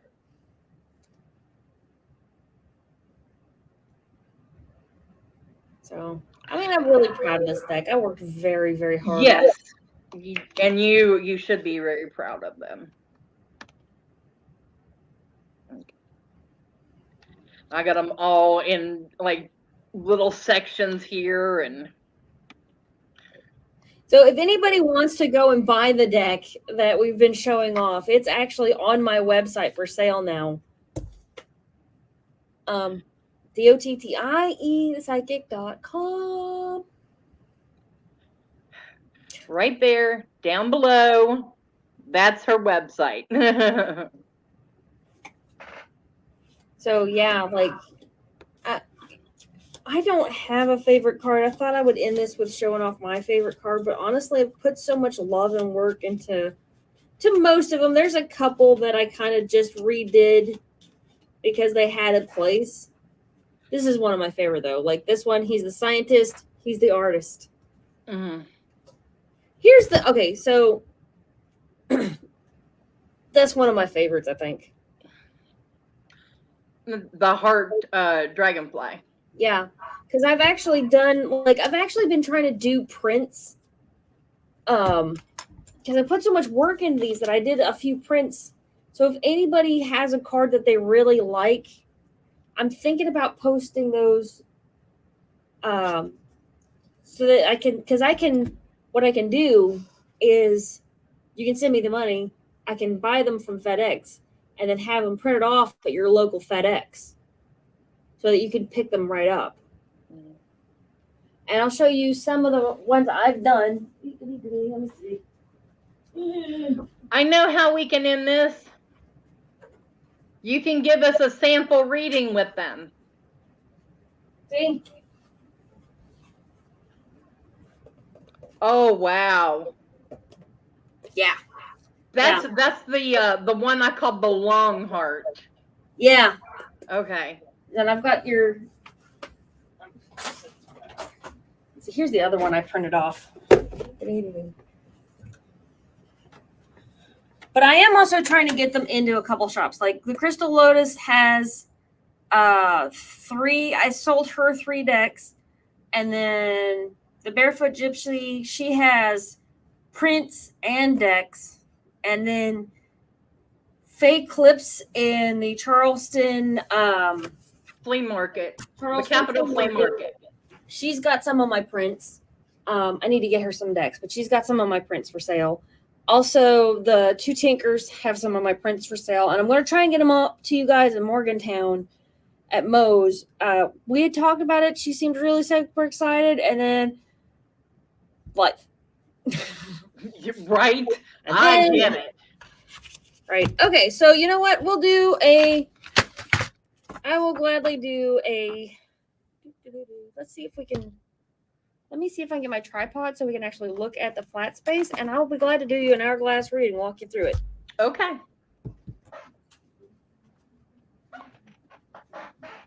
Learn something with Dottie the Psychic. I love it. This is one of those, and here's the thing, like I try not to say that it's just my spread because it is so simple that it's hard to believe that no one else has come up with it as well.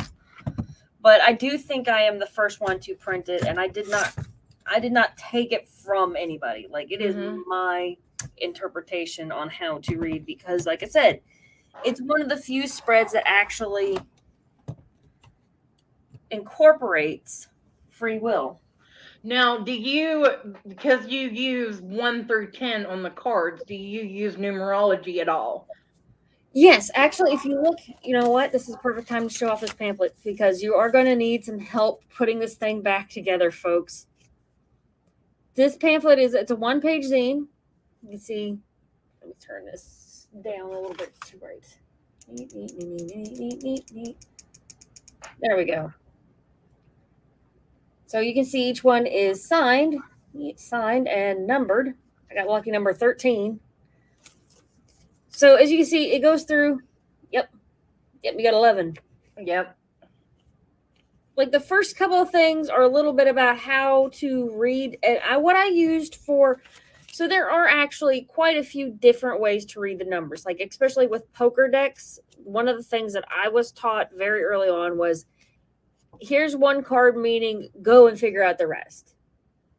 But with like the poker decks, a lot of times the face cards, the court cards, have to do with like physical traits, and they have their own set of numerology that is separate from the tarot. The numerology that I went with is actually based on the Pythagorean numerology. And yeah, that is actually right here. So there's a very quick, like, couple of words to tell you what each. Wow, that is not picking up at all. So there's a very quick couple of words to tell you about the numerology. And this numerology is based off of Pythagorean numerology, which is the one that we use for birth charts and things. Which it only goes 1 through 9. It does not include 10. So 10 would also be a completion card. But so basically how this works, you've got it, you open it up. There are the suits. You get to the end, and there's some very, very basic instructions on how to do this. But what you do is you open it up like a piece of paper, and then you're going to fold it the other way so that it comes out looking kind of like that. And then you can take the middle and fold it over like this, and then it's inside out.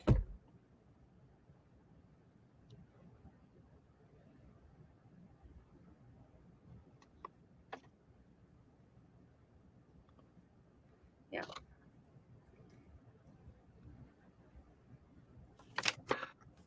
I'm going to have to do a video on how to do this. Okay, so basically the side you want out. So if you fold it like a hamburger with a side you want out, and then you can fold the sides back in so it ends up looking like a hot dog. Like so. And then you can grab the insides and turn it like that. It's very simple. Once if you pay attention, whenever you are opening it, you should be able to click it back together. Right. It should be fine. It is, once you know how to do it, it's not very complicated at all. Right. And it definitely folds up better in its original form because I really pressed them hard to make sure that they came out nice looking. So here is the reading that is actually in. If you, I have another spread that I want to develop a little bit more that comes out looking like a heart for lovers. And it was going to be in the original pamphlet that was for sale, but I took it down because it became such a mess trying to sell digital stuff. And I wasn't real happy with some of the things. I'm like, okay, you know what? Part of the gimmick is that you have to figure out the meaning of cards yourself. Okay. This will take me just a second to shuffle and tap in. Okay, who wants a reading?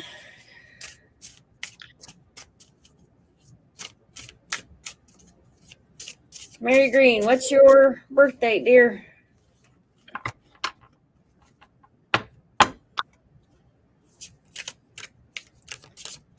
Did we lose everybody? No, we still got viewers. We're happy that you have stuck with us this long. We greatly appreciate it. Right. I think we've had some fun tonight. I'm really excited about this deck. I've had a lot of fun. This is this is now my go-to deck. I'm dropping this wig off. I'm done with Date of birth, y'all. Done with the wig. All right, January 1st, 53. All right, Mary, let's read your fortune. All right, I'm going to give you, like I said, a special treat. This is a full reading. Usually for shows, I only do like 1 or 2 cards, but I'm going to show you how to do the hourglass reading. I'm only going to be able to do 1 or 2 of these because they're about 15-minute read. Yeah.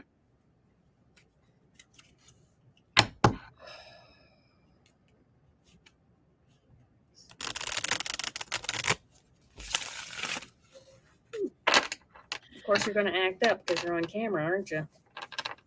Like a kid showing off. All Okay. So this first row are the sands that are at the bottom of the hourglass. They are still, oftentimes, this is something that goes clear back deep into your past, and maybe at least when you still felt like a child.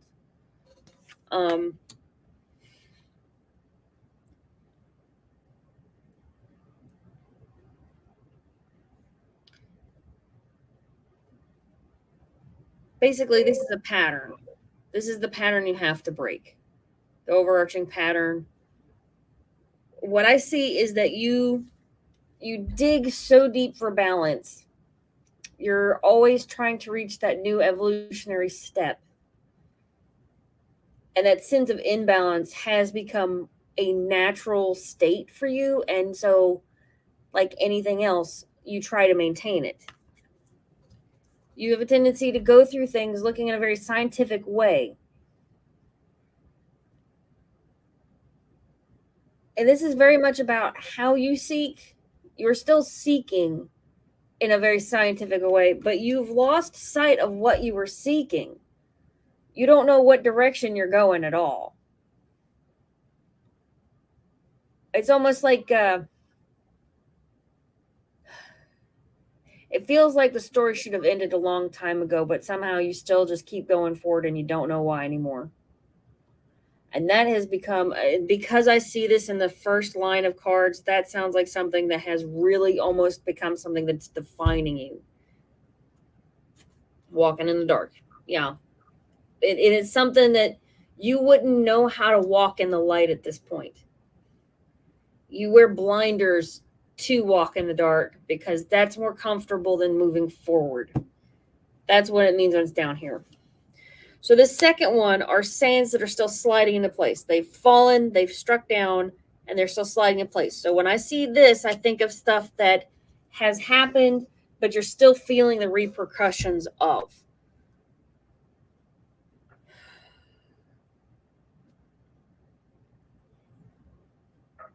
So if you look here, we have, and again, this is one of those, if you choose to read reverse, you can. I put two different types of numbers on here.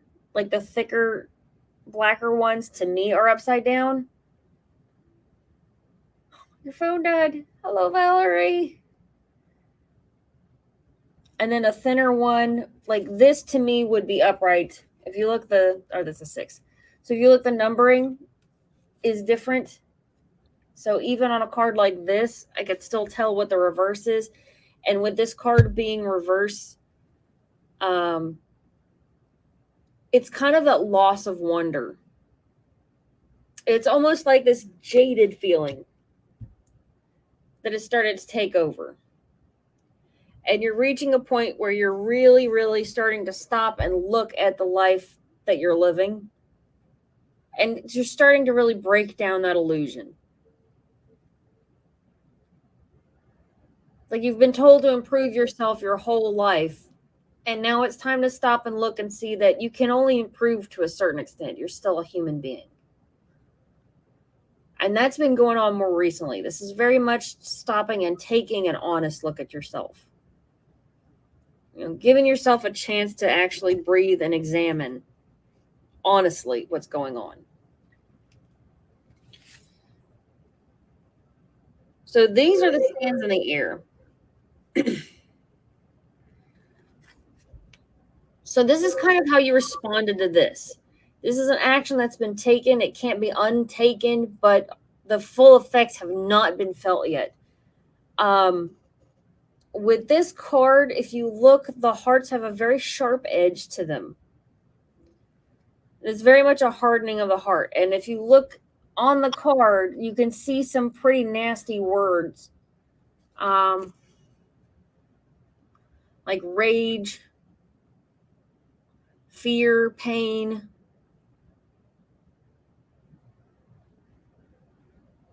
I have absolutely no idea what is on this bottom card here. People have asked me, but there is a word in there, so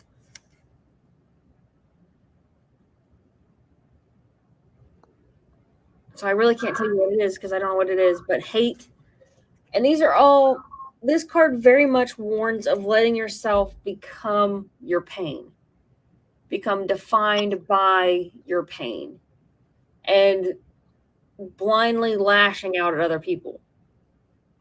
You know, the hardened heart cuts other people's hearts. It very much could be loss. It could be affected loss. That's the big thing I'm seeing here, is that it's making you mean. Wow. Sorry about that. I hope y'all don't get motion sickness. Spirit spoke. Apparently. There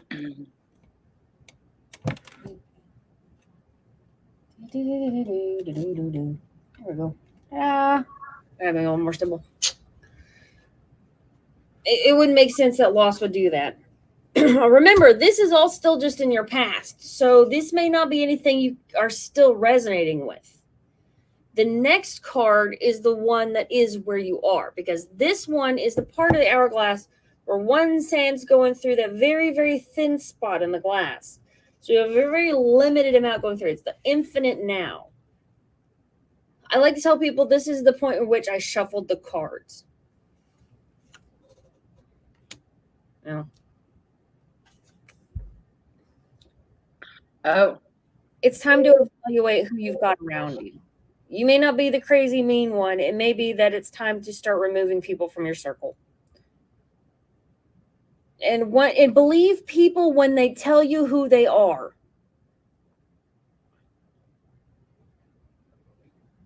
That's what this card says. Believe people when they tell you who they are. Because they will. They'll smile in your face and then they'll say terrible things. You've been removing people? That makes sense. So these are your choices, which I have a feeling I already know what one of them is going to be and that you're already moving in that direction. Well, yeah, kind of.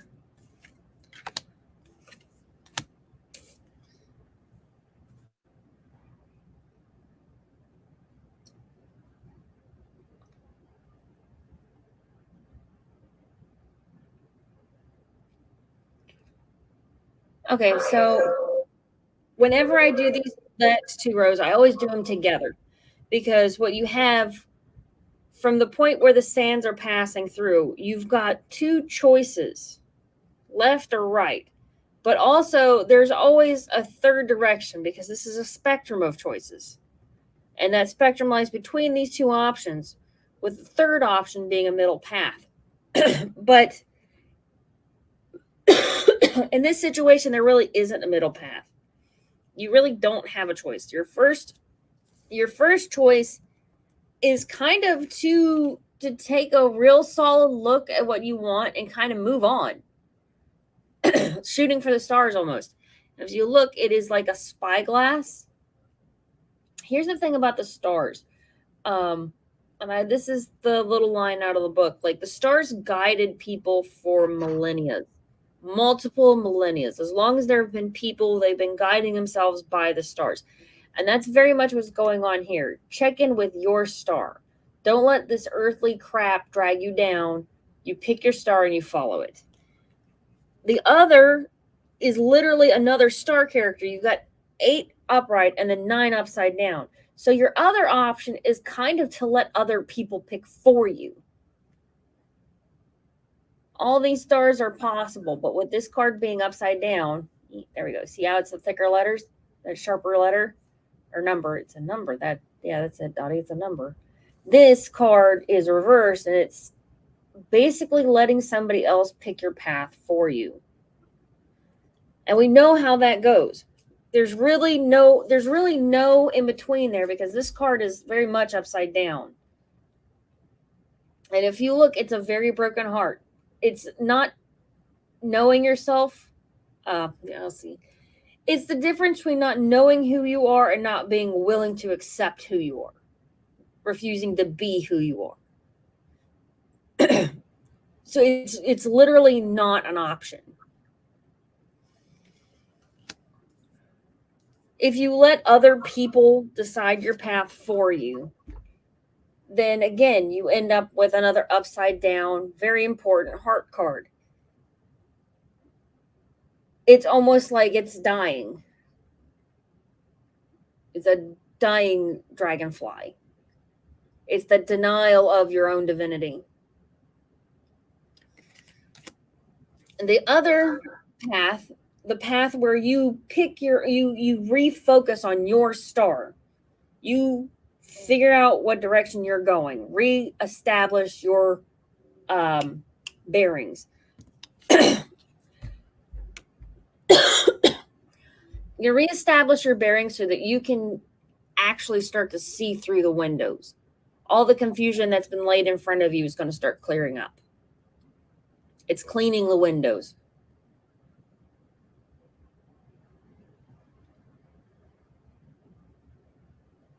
Yeah, stress can give you a heart attack. Stress can literally give you a heart attack. I know when I was in a really dark place, I remember one moment where I kind of looked in the mirror and I was like, if I had a heart attack, I would be dead before I realized it because my chest hurt so constantly. Yeah. I mean, our bodies will react to stress poorly.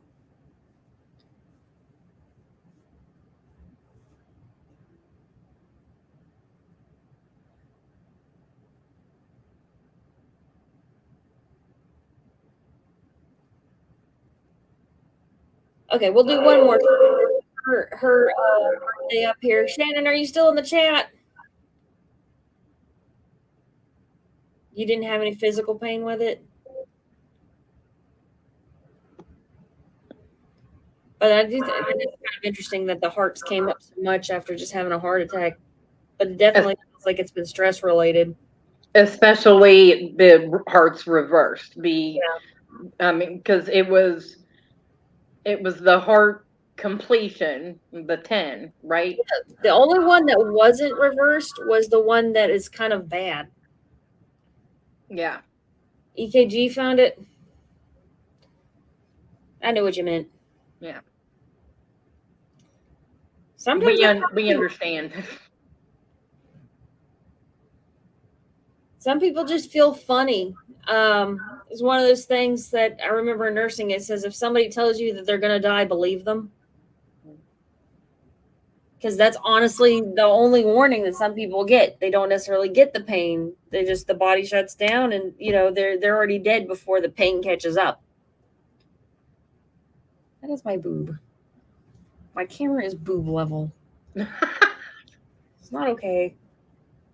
All right, Shannon, are you in the chat? I haven't seen her in the chat. She has not responded back yet. Okay. We are heading up to 2 hours, y'all. I know. And I got to work tomorrow. Yeah. But you can get your deck at DottiePsychic.com. Oh, there she is. DOTTIE thepsychic.com. All right, Shannon, you're the last reading of the night, dear. Yes, and we'll call it for the night after this. Okay, and yeah. While you are shuffling, I do want to say thank you to everyone for joining us and staying on for so long. This has been really exciting talking to Dottie, hearing all about the Madame Tortuga's Oracle deck. Yep. Shannon, what have you been getting? Oh, well, we already know what you've been getting into.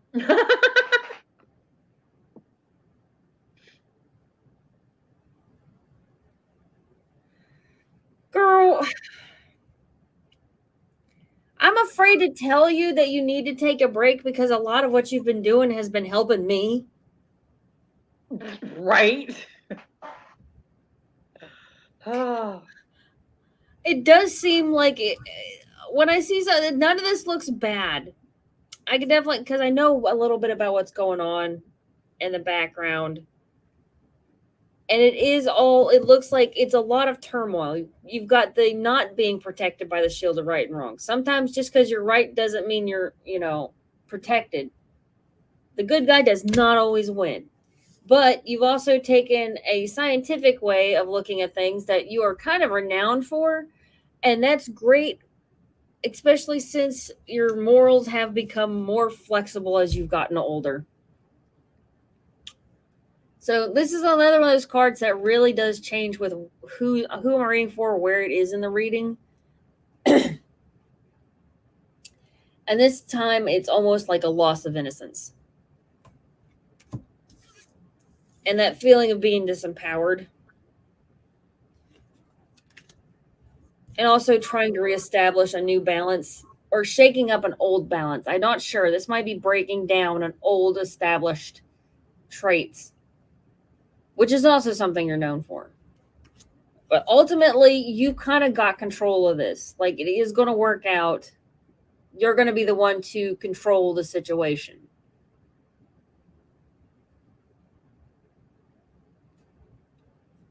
Which, honestly, I kind of expect out of Shannon. She's kind of boss like that. That was not the hourglass reading, but sometimes your cards just jump out. Absolutely. I think this has to do with the. You know what? We will talk about it later, not on screen, but I think I know what that was about.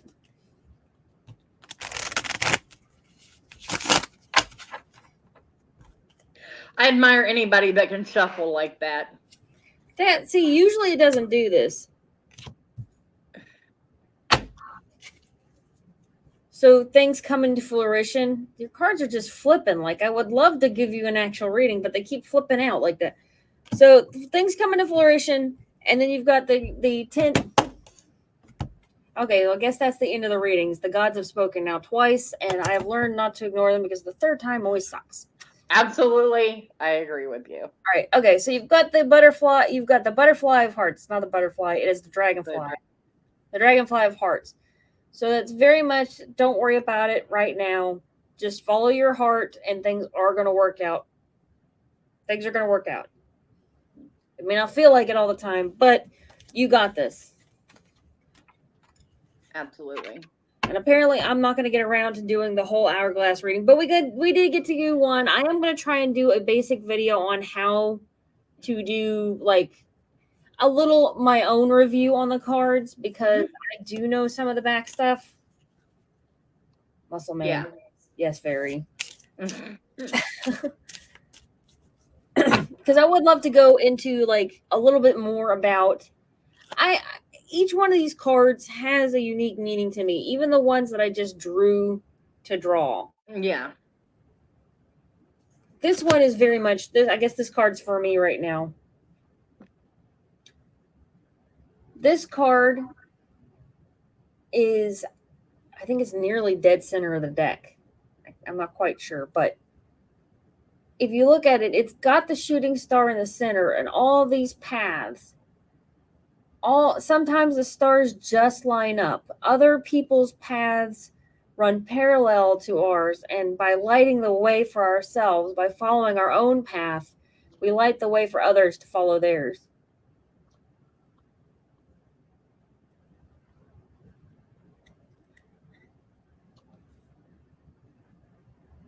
That's my Aaron.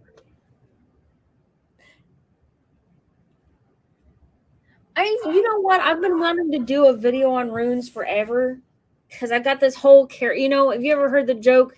I'm going to give you a carrot reading. Say, don't you mean a tarot reading? A carrot reading. Somebody drops a bunch of carrots, and I wanted to carve runes in some of them and augur them in some of them, and do one that's just on all the ancient alphabets, like the ancient stone reading kind of things. Mm-hmm.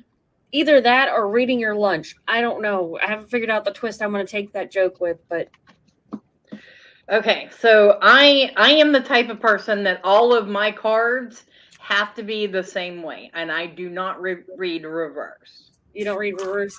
No. Okay, well then this deck's going to be a pain in the ass. So I'm going to do a quick shuffle and a 1-card pull. And we'll see where it goes, and so that I can say that I participated. Okay. Tell you what, you can read for my success. All right. Be a good idea. Oh, okay. So, this is from your extras. Interesting. So this is, The beautiful chaos. yes, like everything all at once. Everything everywhere all at once. And this is kind of how you've been lately, right? You're like a little bit of everywhere. Yeah. You got a little bit of you here, and just moving forward with it. I love it, that everything, like if you see the hearts, you see the flowers, which is the roses, you see the pinnacles in there, you see the eyes, everything is in there. So full, I would call this full completion. Like things come together because I focus right there on the center. And I feel like it pulls everything in. Right. It does kind of look like some sort of crazy Mandela. Yeah. I love it though. This has definitely been. Let me put the camera back. Oh, the tripod's in the way. What a night for my acne to act up. Okay. Yeah, like a kaleidoscope. Absolutely. Very much like a kaleidoscope. Mm. And it kind of is like, wow, that hair, man. Woo! Like, I'm all about the witch aesthetic, but I feel like definitely look like I might be accused.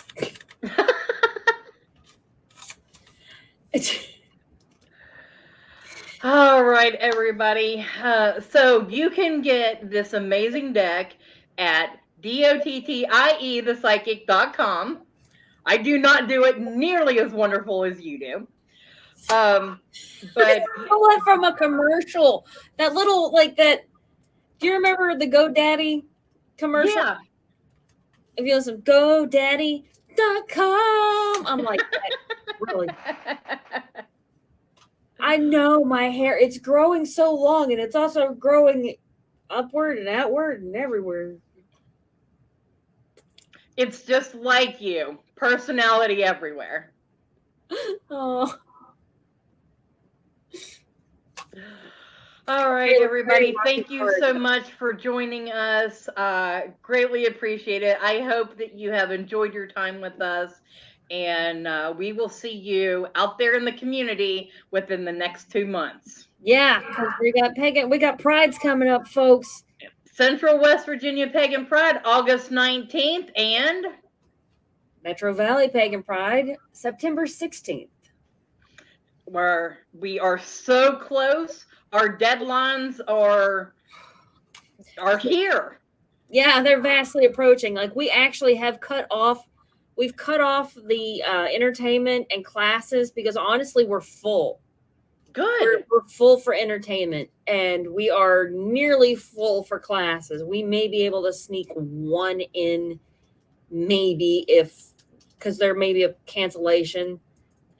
There's one person that we don't know if they're going to be able to show or not, but they got first dibs. If not, then we'll have literally one space for a class. Hey, I understand that happens in the community. You never know what's going to happen on the day of. Right. And we're going to be running out of space for merchants real quick, too. We are already up over 20 or so. Wonderful. Yeah. Especially because it's it's not really a first event. Here's the thing. This is a baby event. Not a baby event. This is a spin-off event from Colin's Charleston area Pagan Pride. So he already had done a lot of the work, and then he died, and we watched this event kind of crash with him. And I don't think we as a people had the stomach to just watch it disappear. Mm-mm. And I got to be the dumbass who was brave enough to jump on that mess, and just kind of found that there was a void there for something greater than just an event. Yeah. And so that is what Metro Valley Pagan Pride has become. We've got ideas. we've already got we have pamphlets out, Meet the Pagans, that kind of goes into a little bit more detail of, it's a very brief explanation about what Metro Valley Pagan Pride is, because it's more than just a single event. It's a nonprofit that is trying to bring social outreach to the pagan community. And it has a little bit about some of the pagans in the valley, because honestly, if we tried to list off every type of pagan there was in the valley, we'd just be reading off a list of names at some point. Yeah. But you know, a lot of the basic stuff, the things that kind of open the door for people. And a lot of the classes we want to hold, some of them, like we've got a suicide prevention class.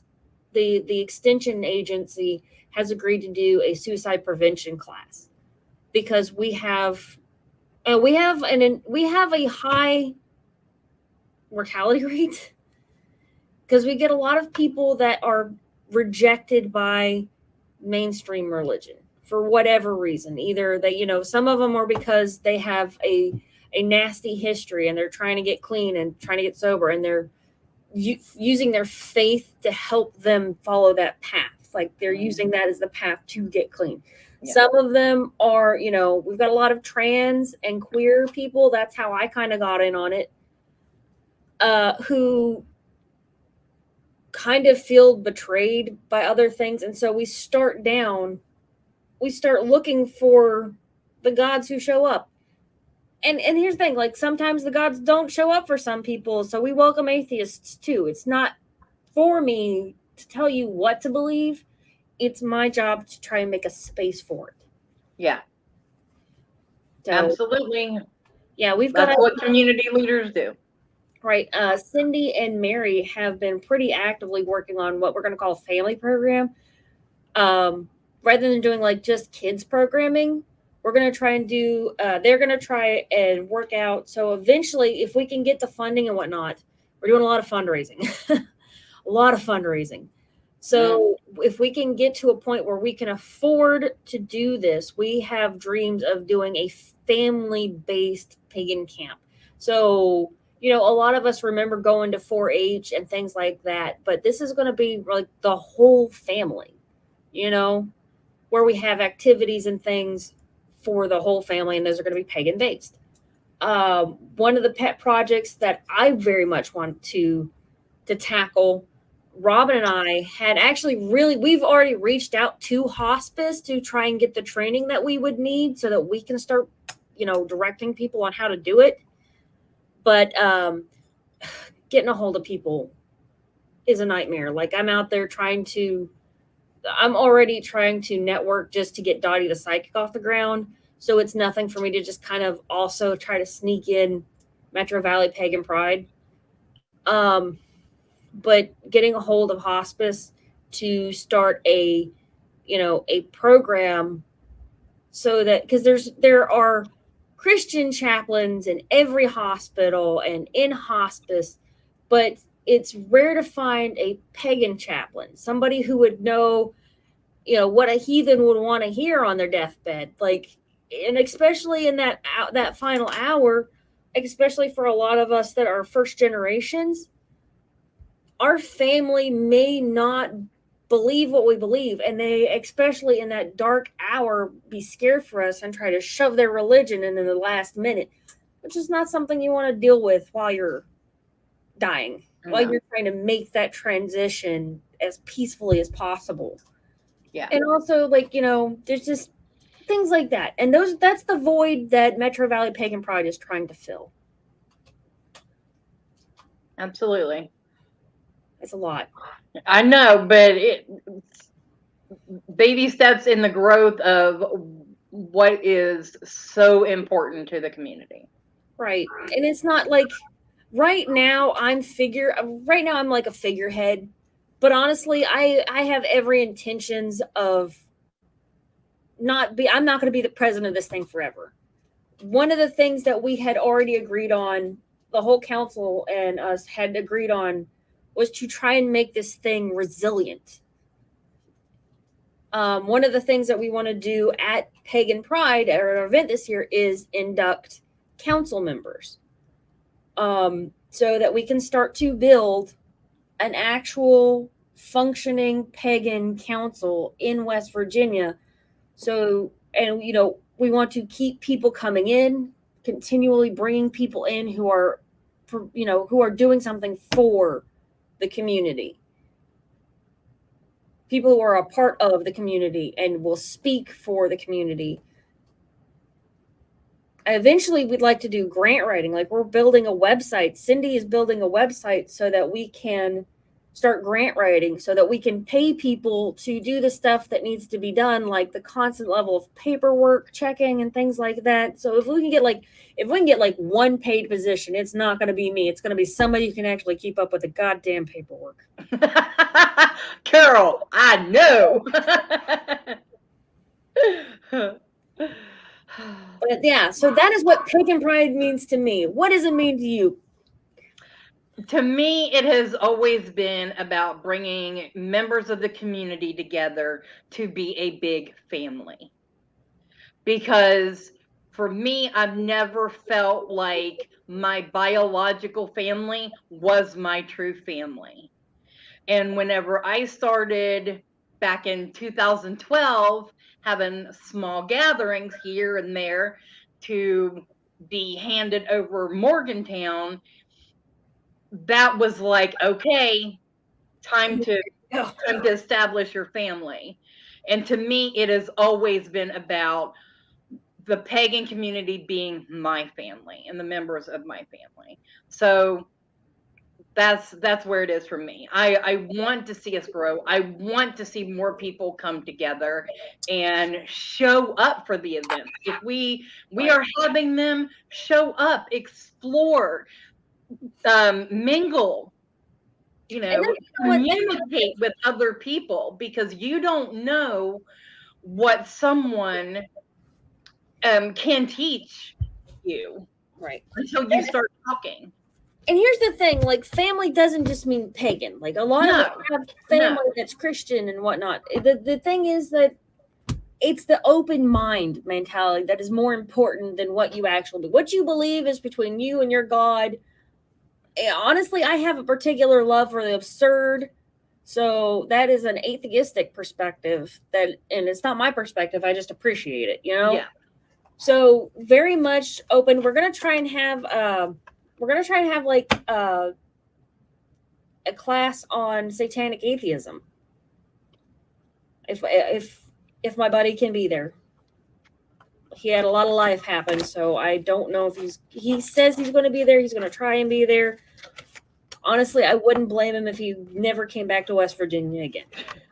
Well, I did try last year to get someone from the Satanic Temple to come to Central, and I got no response.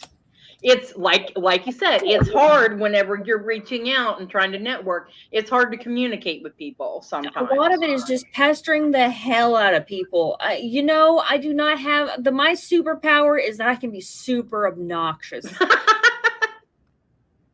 Once I've decided that you need to talk to me, you're much better off just talking to me, because I don't know that I've already spoken to you twice until you speak back. Mm-hmm.